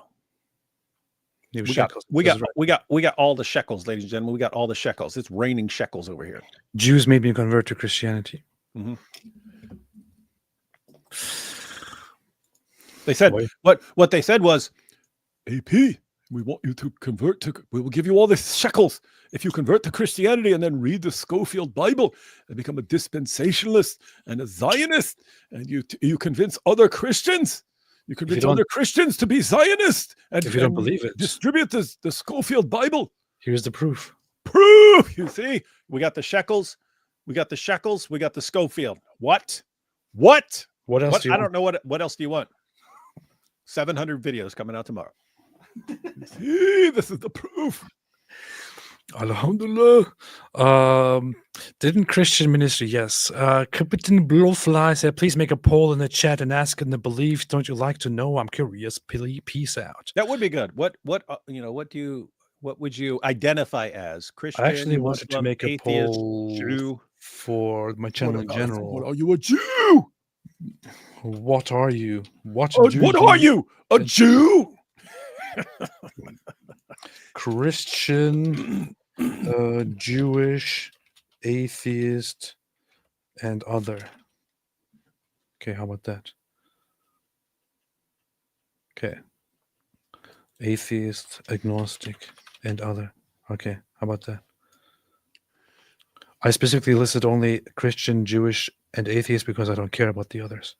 Hey, you should say, what are you, Christian or loser? That'd be funny. All right, I made the poll. Enemy of Allah and his Rasul. Hey, what's up, enemy of Allah and his Rasul? That's awesome, man. Arctic based. AP's grift has finally been exposed. You see, you got exposed by sacred whatever. What is it? Mother Hulda says. What was the channel called? Sacred what? I don't know. Kind of new to this corner or YouTube, says Mother Hulda. David, what's your testimony? Could you give a brief overview, or do you have it in another video? Says Mother Hulda. It's in a video. Look up David Wood. I don't know what it's called. Look up David Wood testimony. It should pop up, I guess. Yeah, I've got a video. Why I was Let me see what pops up if I type in David Wood testimony. Cheryl R said, by the way, if there are any atheists left in here, yes, we Christians do want you to have a relationship with the God of the universe, but it's because we're commanded to love you, not to hate. Very based. Ah, yes. My video now is titled How God Destroyed My Atheism. But if you type in David Wood testimony, it'll pop up. I'm in a train looking super based, just so you know. Alex, you're not in a train. You're literally sitting in your room. We can see the bookshelf behind you. Don't be ridiculous. Alex Kali, what about Mithra and Krishna, Horus, Dionysus? They all have the same or similar story as Yesushe, rest after 3 days, born of a virgin, and so on. Did you really seriously just present this age-old myth? Are you serious? This is a problem from Zeitgeist. Yeah, this is debunked nonsense. Yeah, and my goodness, dude, try looking something up that isn't on a terrible crap website. All of this is idiotic nonsense. I'll give you an example of what they do, the parallel. So Mithras is born of a rock. And so what do? They say, well, the rock didn't have sex, so the rock is a virgin. Oh, look, you got the virgin birth too. Do you understand how stupid that is to anyone who actually looks into it? Yes. So anyway, yeah, Mithras sprang out of a rock. The rock didn't have sex with anyone. So they say, you see, Mithras is born of a virgin. Rock. We won't say that part. Stop embarrassing yourself. Seriously, Alex, look something up. If you believe guess what? All of us believe things that are wrong along the way. But to come up here and say, what about this? And you're stating it as if this is accurate information, which means you've never for a second looked into it critically. You know what I find actually very, very interesting? I know people like to bash AI, but like certain AI developments are actually doing very, very good stuff. For example, I love testing new questions. Look at this. Horus Jesus. Search Labs AI overview. The idea that Jesus is a copy or reconstitution of the Egyptian god Horus is a common claim, often used to discredit Christianity, but it's based on a misunderstanding of both figures and their respective mythologies. And then it breaks it down. Hey, I recommend everyone watch it. It's on Lutheran Satire, but it's called Horus Ruins Christmas, and it goes through all the actual information about Horus for people who believe this nonsense. So there is a lot Horus of ways actually shows up. 'Tis you can I, inform yourself. Horus. There's lots of ways you can inform yourself nowadays if you just want to spend like 2 seconds looking into it. No, it's too hard. It's too hard to do research. It's easier just to believe in complete nonsense. You see? Isa Kabir, David is such a cool guy. Why do these folks always critique the relationship between apostate prophet and David? Like he's some kind of bad influence. Well, he is a bad influence, but that's not the point. You know? Yeah, by the way, isn't that interesting? So you had all the people who are like, for years, telling us, oh, you shouldn't be doing shows together. Everyone has to be separate. And we're thinking, how are we not like a good example of, hey, we have different views, but we can actually work together, do shows together, respond to things we both disagree with. Like, what's the problem here? And you got people who lose their minds and it's like, oh, it's a bad influence because he disagrees with us. Isa has always got the cool ideas. By the way, Isa, matter of fact, I should message him because maybe he's not watching right now or he's on break or something like that. But Isa, you mentioned, doing something together on what the Quran says about the Bible. And I do think that is a good idea, but we're in the process of actually going through it. So, yeah, if you want to have any discussions along the way, that's cool. But probably like 4 or 5 months from now is when I will have, when I will be able to say I know everything in every verse in the Quran that talks about things, and I've gone through the commentaries and so on. So it'll be fun then. But yeah, along the way, if you want to jump into a live stream and have discussions on particular things as we're going through them, that'd be cool. And we can do a debate eventually. Boost. Oh, okay, cool. Isa's still here, so that's good. He heard it. Oh, there's an IP video coming up when you Google this. That's funny. What? On what? That's what people were saying. What? I didn't see that. Jesus versus Horus. 781,000 views from 8 years ago. Huh. That was back in the day when there was way less competition. You posted something that people are looking up. You were the only place to go. Boost. Come on, watch like the first few seconds of Horus Ruins Christmas. The Egyptian god Horus. Was Jesus based? Yes, yeah, it was. Jesus is based on the Egyptian god Horus. Many mysticists claim Jesus never existed. It was just a copy of the deity Horus. They claim there are several parallels which prove this. You hear that beat though? Such as Horus was. No, I'm playing music that he probably Copyright. licensed for his stuff, and now you're gonna get us shut down here. Thanks a lot. Thank you. Inspiring philosophy. Thank you, David. More like inspiring copyright strikes. Type in Horus Ruins Christmas and watch like the first couple seconds. No. I see Tovia Singer finally got to David. Yeah, he did. Tarun Taj, hey guys. Earlier when I had my yarmulke on. This guy seems stupid. I'm back. Anyway, why do you think vegans act just like the food version of Muslims? Also, your favorite meat, both. Yeah, here's Tarun Taj again with his vegan stuff. Yeah. It's getting out of hand. Steak, Tarun. Steak. Steak is pretty good. A properly cooked, medium rare ribeye steak is pretty much the best food in the world. We were just talking about conspiracy theories, about blood libels and all of that. And here's David Wood admitting that he likes to eat rabbis. What's wrong with you, man? Tarun is like, but what about wheatgrass soup with wheatgrass sauce? You see? Marion Renter, what's up, Marion? So David Wood is giving me fresh Jew of Bel Air vibes. Oh yeah, because that's how Will Smith would wear one if he wore one. Paul says in secular spirits community tab you see Dillahunty. Oh, it is community tab. Now gotta check that out. Gabriel Valencia says, hey, David, after your debate, why do you still believe in sky power? David, what do you have to say for yourself? I don't know. It's just weird. Tarun Taj, you got hate from Muslims for being ex-Muslim, from atheists for being ex-atheist. Just wait and become a vegan for just a month, and then see what you will get from vegans. He's got a point.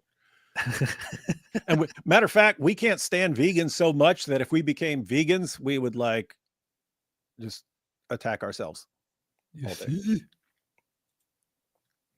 Wait, what? What? Wait a minute, what? Where is Matt Dillahunty?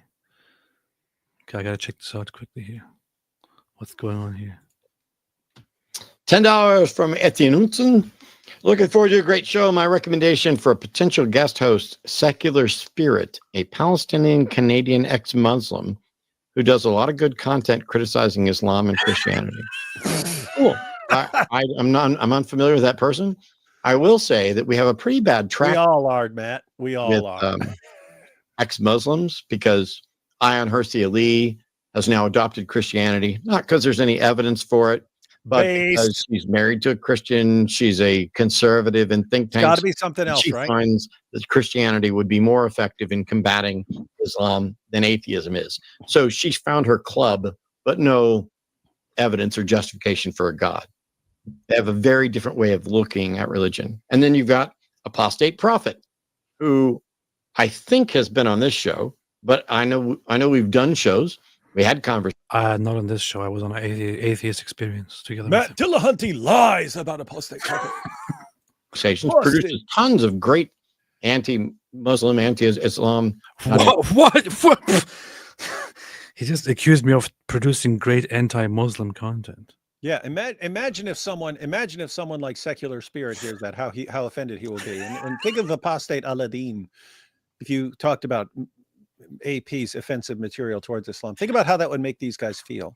He just praised me for producing great anti-Muslim content. Which is exactly what the other guys condemn you for. We have to hear that again.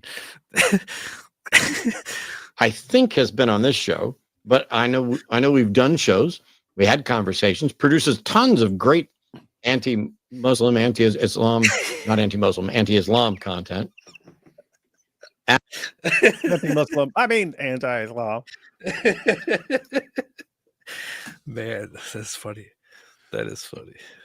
And has been helpful. We've had conversations. He's now a Christian, which, by the way, I predicted ages ago. What? Because he's been running around and spending all his time with Christians. This is why you can't be around Christians. But I think he acknowledged that it's completely a faith-based thing and not evidence. So wait, he predicted this ages ago? When? While he was before I was together with him on Atheist Experience? This is weird. It is, by the way, it is funny. It's like, this is why you have to not be around Christians, because they will influence you. It's like, what are you worried about? If atheism's so strong and you guys are all super based and you know how to be skeptics and stuff, why are you guys so worried that people are going to turn to the dark side? Yeah, it's almost like you deep down you think your ideology is really weak and you have to keep people separate, which that sounds exactly like a cult, Matt. Anyway, sorry about that. Yeah, Matt, I would just suggest that you don't work with that you don't invite and work with Secular Spirit, because there is a great risk of ex-Muslims always converting to Christianity. Yeah. Gotta be careful. I'm less interested in ex-Muslims than I am current skeptics. I don't care that you found your way out of one religion. I care that you care about what's true and that you are willing to focus on finding out what's true, and that you're not willing to accept something as a matter of convenience or for personal benefit. Because what they've said is absolutely a case of caring more about what's comfortable and beneficial than what's true. Which is why you probably won't see a debate between us. Because they got no game, or not they got no game, because they got no game. You ain't got no game. You got no game. You ain't got no game. You got no game. I'm right here. You got no game. They ain't got no game. Christians ain't got no game. Y'all got no game. We got the game. Atheists, we got the game in your faith. You got no game. Is he just challenging me to a debate here? Sorry, Matt. Did he just challenge? Did he the just? New atheism is crumbling. You had your time. Did you just implicitly challenge me to a debate here? Is that what he did? Is that what you is? Are you challenging me to a debate right now? Because I'm going to tell you, I'm not going to debate you. Oh yeah, we're not going to debate. We're going to humiliate you. No case. So sorry, I wordled that in my head. Wordled that? He's funny. Well, Okay, it wasn't that bad. At least he praised me for making great anti-Muslim content. Yes, thanks for shout out, Matt. I'm gonna like this video. Okay, good. Or maybe not. Okay. All right. Well, apostate prophets' poisoning of the well for ex-Muslims has already begun. I don't think you understand what the phrase poisoning the well means, secular spirit. But you don't know much outside of that either. So I'm not surprised. A friend of the channel told me that someone recently recommended me as an ex-Muslim guest on the line. Matt Dillahunty's call-in show. Dillahunty, a prominent atheist, said he didn't know of me. Well, he does now. And then proceeded to basically say, you have to be wary of ex-Muslims, and mentioned A.M., Hursi Ali, and Apostate Prophet as examples of ex-Muslims who have concerningly converted to Christianity. What a shame, because many ex-Muslims care about reason and truth. And they would never just trade one harmful faith for another. But this is sadly how human nature often works. We associate groups of people with their most famous members for better. Secular spirit, you didn't even understand what Matt Dillahunty said here. And I'm not surprised by it. And to be honest, it wasn't that easy to understand what he actually meant, but I'm going to help you understand what he meant. What Matt Dillahunty meant here when he said that he's not interested in ex-Muslims, but in current skeptics, is not that he is not interested in ex-Muslim individuals who are skeptics, but rather that he is not interested in them for the sake of them being ex-Muslims. He's rather interested in simply people being skeptics. So whether they're ex-Muslims or not is irrelevant to him. He is still interested in you, secular spirit. Don't cry. Don't cry. Don't blame me. He's still interested in you if you are a good skeptic. So maybe you should contact him. He's just not interested in your ex-Muslim aspects. He's not interested in what religion you come from. That's what his whole point was, secular spirit. Don't be sad. And if you can't deal with that secular spirit, you have our full permission to cry me a river. Cry me a river. Cry me a river. That's a good song about the Ukraine war. Yeah. Crimea. Abraham Harp, here's my attempt at poetry better than Momo's. A pedo in a cave made a claim that Gabriel called him by name. No proof he could show, just a huge trust me, bro. And Dihya ended up making him lame. when you're talking about Gabriel and stuff like that, I was like, this better ultimately be something about Dihya, and yep, you nailed it. Because if it's not about Dihya, then you got no game, man. You got no game. Yeah, you nailed it. Not the way Dihya nailed it, but you nailed it. Giovanni Garcia, well, David, I only took the leap to accept Christ a few years back from watching your testimony, so thank you for that. But I never went to church because I always had some sorry, convenient excuse. I couldn't do that today. Hey, Giovanni, just so you know, when I became a Christian, it was. I mean, this was in jail, but it was a while before I started going to church. Like a while, because I'm just I've got my Bible and so on, and is eventually like looking at, hey, you're not supposed to neglect fellowship with other believers and stuff, that I eventually started going. But yeah, so yeah, it didn't take years, but yeah, I understand. Lebbe Orthodox says, where? Do you admit that CP is the best Islam debater? No. No, I would say hands down Sam Shamoon. Yeah, I would say Sam Shamoon is better. Cloud Logic is better. Better. That's what I would say. Yeah. With that said, on Islamic topics, CP is a total beast, and definitely one of the top few in the world. Yeah. Theo, I see you shaved half of your mustache. Are you wearing mismatching shoes too now that you're a Christian? No, this has nothing to do with that. This is because I'm thinking of going to Poland soon. Yeah.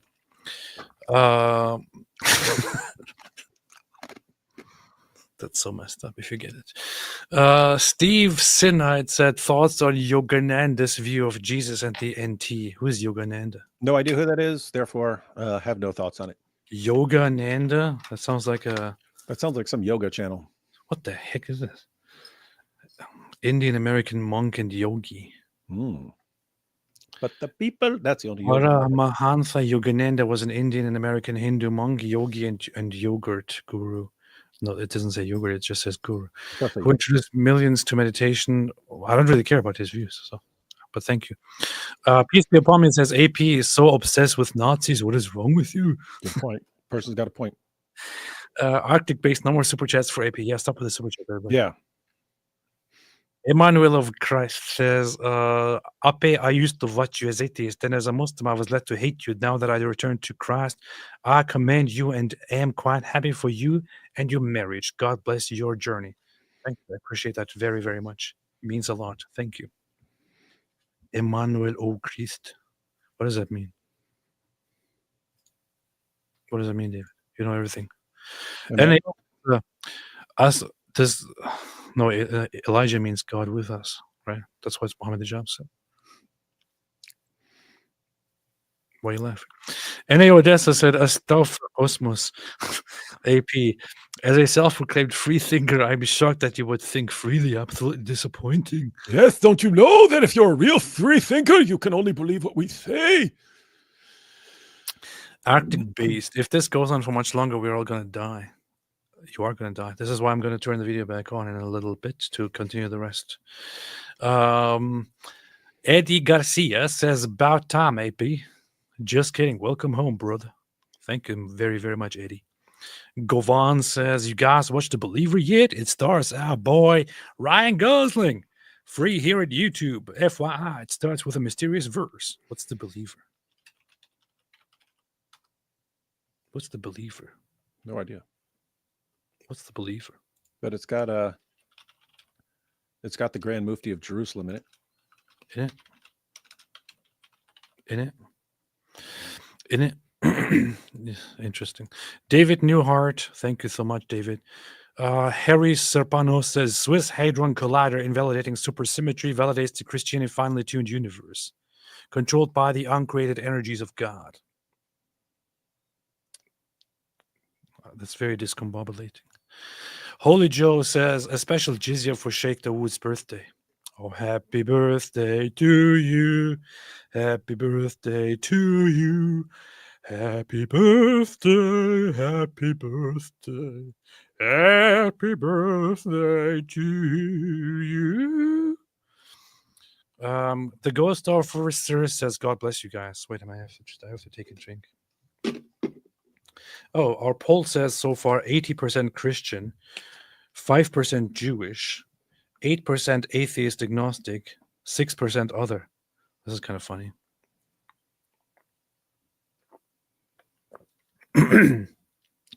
There was a time when atheists made up like 30% of my audience here.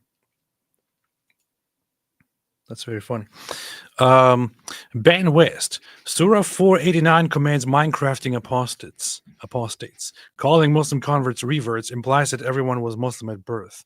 Therefore, every non-Muslim is an apostate, so their blood is halal. There are Muslim commentators who interpret 480, and you can interpret 489 that way because it talks about attacking them if they turn their backs. But I have to Minecrafting.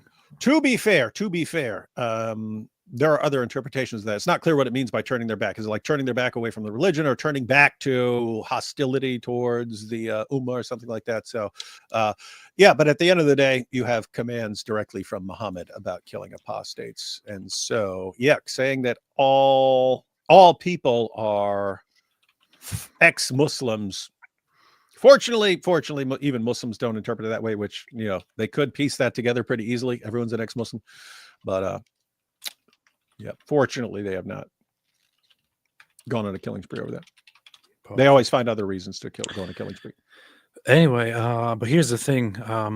Jack Ray says, happy birthday, David Wood. We know how much you like accurate birthday. Congratulations now. Thank you. David Newhart, I'm starting to think some of these ex-Muslims are secretly still Muslims.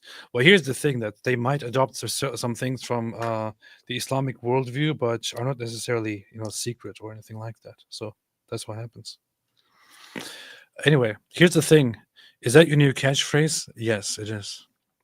I just said, here's the thing for the last few super chats just to work up to this super chat here. See what I did? Joe Potato, the battle hymn of the Republic, was written during the U.S. Civil War to push for abolition. As he died to make men holy, let us die to make men free.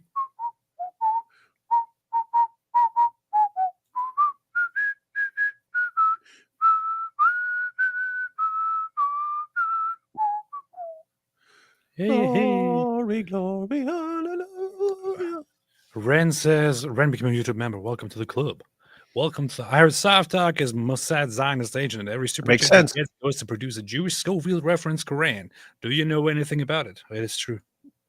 Sounds very plausible. Sounds very sound. Sound is very sound.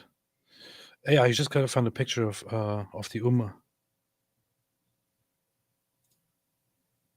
You want to see a picture of the Umah? What? The entire Umah? Yeah, or the Umah. How's that the Umah? It's Umah, man. It's Oh. Umah Thurman Umah Thurman. wearing a niqab. See? That's grok, man. I see it in the corner. No, it's not. It is pretty funny. It's not funny at all. Guys, get it? There's the Umah. And so there's Umah Thurman, and then he's like, let me put her in a burqa with grok. See? This was so funny. What a ridiculous show. Christopher Fiera Mosca said, AP, I'm in the same situation you were. Sorry, I'm in the same situation Asian you were. Jaded toward faith due to very bad experiences. And when I try to take it seriously, lust and study, it fried me. What do you recommend to reignite faith? I think for every person, it goes differently. At this point, I feel it's very difficult for me to recommend a certain, path for other people to go. But listen to a few things. David, what's your recommendation? And what does the chat recommend for Christopher Fiera Mosca? David, what do you recommend? I don't know.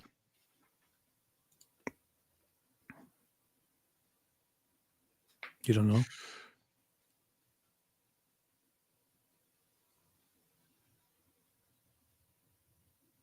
I'd say check out the Gospels, Christopher.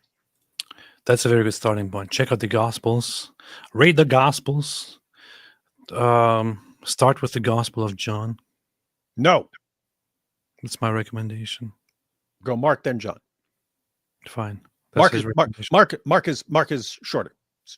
It's short and fast paced. And they go John John. is beautiful. Yeah, that's true.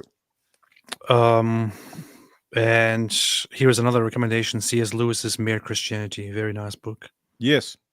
Oh, and if you want to talk about C.S. Lewis, something I told AP about Screw Tape Letters.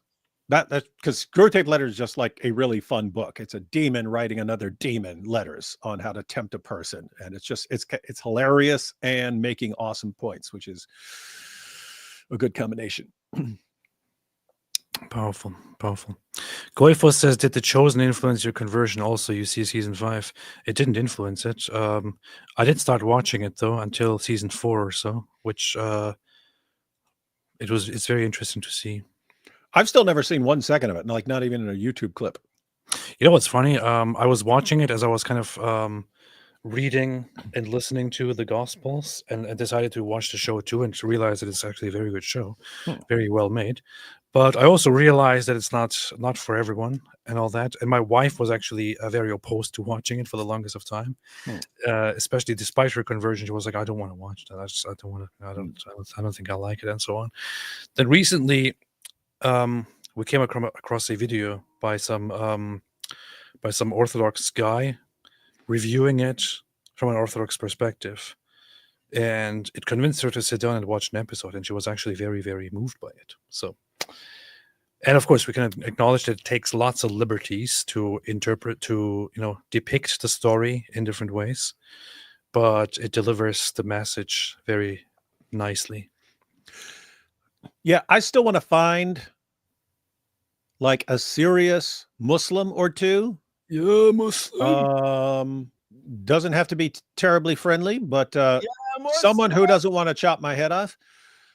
So a serious Muslim or two, and then a serious atheist or two, and actually just sit down and binge watch all of The Chosen, and then title it, I binge watched all of The Chosen with an atheist and a Muslim, our reaction. And that way you get all of our reactions. Because again, I haven't seen any of it, but sadly, the supply of people who don't want to kill me is running thin. And we've got in the atheist community, apparently, No, you can't sit down with David because maybe you'll convert. You have to be totally separate. bunch of babies. This totally based. Christian Theological. One time an atheist told me that Jesus was copied from Horus, then linked to 2 articles contradicting his claims. That's the sort of funny thing that happens. They hear it and then they think it's true. And then you say, nuh-uh. And they go, oh, well, I'll just do a Google search. Look, here's an article on it. And the article's actually debunking it, but they're too dumb to actually read it. Answering LDS says, well, 1 Corinthians 10:9 is about the Israelites and implies that Christ was in the Old Testament, seeing as Israelites weren't attacked by serpents in the New Testament. Yeah, you have multiple passages like that where Jesus is there in the Old Testament and they're putting Jesus to the test in that verse. Yeah. Powerful. Arctic Base says, when you read this super chat, I'm already fast asleep. Well played. The android sent by Cyber Life says, which Star Wars character would be a Christian?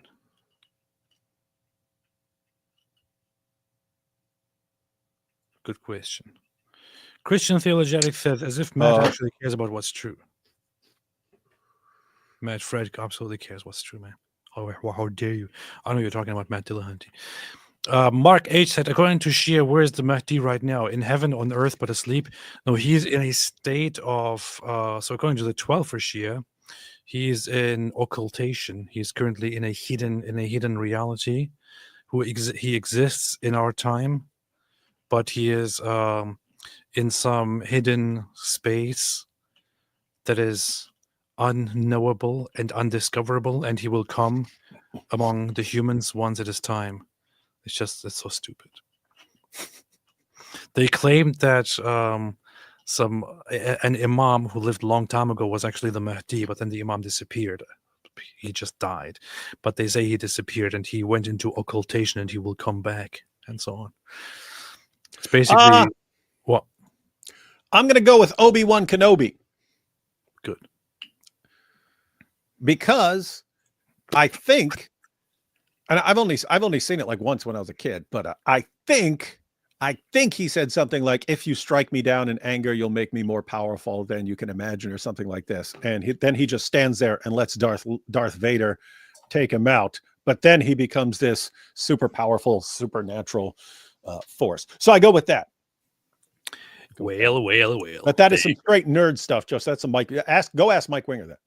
You actually thought about this for an extended period of time and then answered the question. I was trying to think because I know very limited amount. I have never seen a nerdier person in my life. Jack Ray, remember it took two to divide Poland, and then they both had mustaches. It's a mustache conspiracy. Hey, that's true. That makes sense. Got a point. Huh. Literally BC Molotov-Ribbentrop Pact. This is true. Both Stalin and Hitler had mustaches. There you go. It's the mustache. Coincidence. Secular spirit is energy vampire for vibes. This is true. That's what my wife said. I was torture watching that stuff. Put it this way: if you walked up to me like later on, like I'm just in my house, and someone walked up to me and said, "David, you either have to watch this 20-minute secular spirit video or get punched in the face." I'd be like, it's not even an issue. Go ahead, punch me right now. I'm not going to watch that. Beast. My mate is Islamic Jew. Told him he has a probe. Alex Cowley, do you think the similarities in themes like death and resurrection across these figures could point to a shared message, or not at all? I mean, the fact that these people are they are divine figures could also point to a similarity and shared message. You know? Anything. And there are issues like human psychology and stuff, how we're made, but from like a Christian perspective, yeah, you were made by that, like God. So the saying is, we have eternity in our hearts. That's why we focus on these things. You see. As an agnostic with favorable views to Christianity, I must say Matt acts as if he and his people are the only ones who have discovered and are in possession of the ultimate truth. That is the onset of intellectual cecity and dogma, says K. Cavus. Very, very true. That is sort of a good, yeah, they become like dogmatic, which is supposedly what, free thinking is against. And yet they become some of the most dogmatic people in the world. And it's us versus them, and we're the smart ones and everyone else is stupid. And yeah, it's bad. I find it funny that he actually pulled the, and you won't debate me. He won't debate me. How dare you? He actually he actually challenged me to a debate and said he won't debate me. Basically, Basically. when the topic wasn't even me, so it's kind of funny to me. Basically. Tante says, you're a perfect show to listen while in the gym, but please stop making me laugh. I just nearly dropped the weights. Oh, and happy birthday, David. Happy birthday to you. Hey, you know what's funny? What? This was because like this just happened when I was on my on the flight back from a seminary I was speaking at, but like I was anyway, they mixed up my flight and stuff, and I was trying to get it fixed, and then a guy there who was also trying to get on the next flight, he's like, I know you from YouTube. So that sort of thing. People ask me like if people recognize me, but my favorite time ever that anyone recognized me was I was at the gym and I was walking out of the locker room, and some like 18-year-old was walking into the locker room, and he walks in and he goes like this. He's walking in and he goes, I'm watching you right now. And he held it up, but he was watching one of our live streams. I thought it was funny. That's pretty base. That was my favorite being recognized ever, was someone who was actually watching me when he recognized me. It is totally based. It was very based. It is totally based. Sankey says, now that AP is a Christian, is his favorite Bible book still Ecclesiastes? What about in the New Testament? This is a good question. I have to think about this again. I did read Romans, and I really loved it. And I did read the Gospels, but I'm currently rereading them and all that. At this current stage, I would say it's still Ecclesiastes, but I'll see. Arshia Shahidi says, I recommend looking into viewing Marcus Aurelius' view of God and Pascal's gamble. Carl Jung's ideas on synchronicity, how the apostles testified for Jesus' resurrection despite knowing they would have died. That's his recommendation, not mine. So there you go. The Drink says, may you guys recommend any books on the documentation and reliability of the Bible as a whole. Thanks and love your content. David, what's your recommendation here? Reliability of the Bible as a whole. I think you have to like kind of go to different books for different parts, but there's plenty. So focus on like historicity of various Old Testament events if you're looking for that sort of thing. But normally New Testament reliability and Old Testament reliability are focused on different issues. So you see. Hey, how about this one? How about this, David? What? that one's cooler. You got to share that, man. So stupid. It's not even funny, man. It's not even funny. Yo, if you really want to go like really the important stuff is got a lot to do with like the reliability of the historical reliability of the Gospels in terms of what they're talking about Jesus. So the classic one there is Richard Balcom, Jesus and the Eyewitnesses. So probably start with that, and then if you're interested in other parts of the Bible, go with that then. That's right. That's about right. Cheryl said, happy birthday, David. Happy birthday, David. It's now the 7th in the Eastern time zone. Do we all need to bake cakes for a Monday night? Okay. That makes sense. Stream?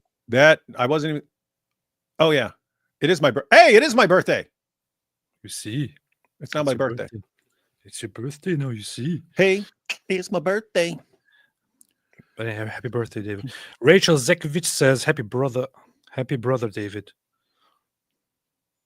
Happy brother, happy brother to you. Happy brother to you. AP gets your money, to God be the glory. Romans isn't for the faint of heart. Well done. Paul is based. It is indeed. It is a very, very solid book. Want to read that again? Based. Want to read that again one day. They want to do that again one day. Got to do that again. Okay. All right. Raisin Bread, ex-Muslim atheist, commenting in Secular Spirits videos on YouTube, whine about Christianity while enjoying the benefits of living in the West that was. Founded on Christian principles. I'm an ex-Muslim Christian, and I get why some ex-Muslims are angry. How to reach these people with gospel message. David, what's your recommendation for this? You have to humiliate them. What's your serious message, David? Well, yeah, you probably want to address, but you kind of want to start by addressing what you're just talking about, raisin bread. Like,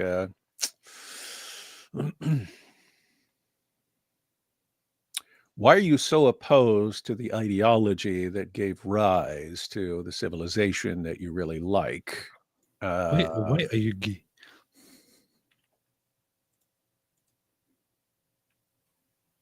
Else, that's it. Okay. Happy birthday, I mean, David for Wood. starters. Happy birthday, David Wood said QWERTY Bath. Thank you, and I'm not even offended now because it's actually my birthday. Nice. It was a dark and sexy night the day I was born. What about this one?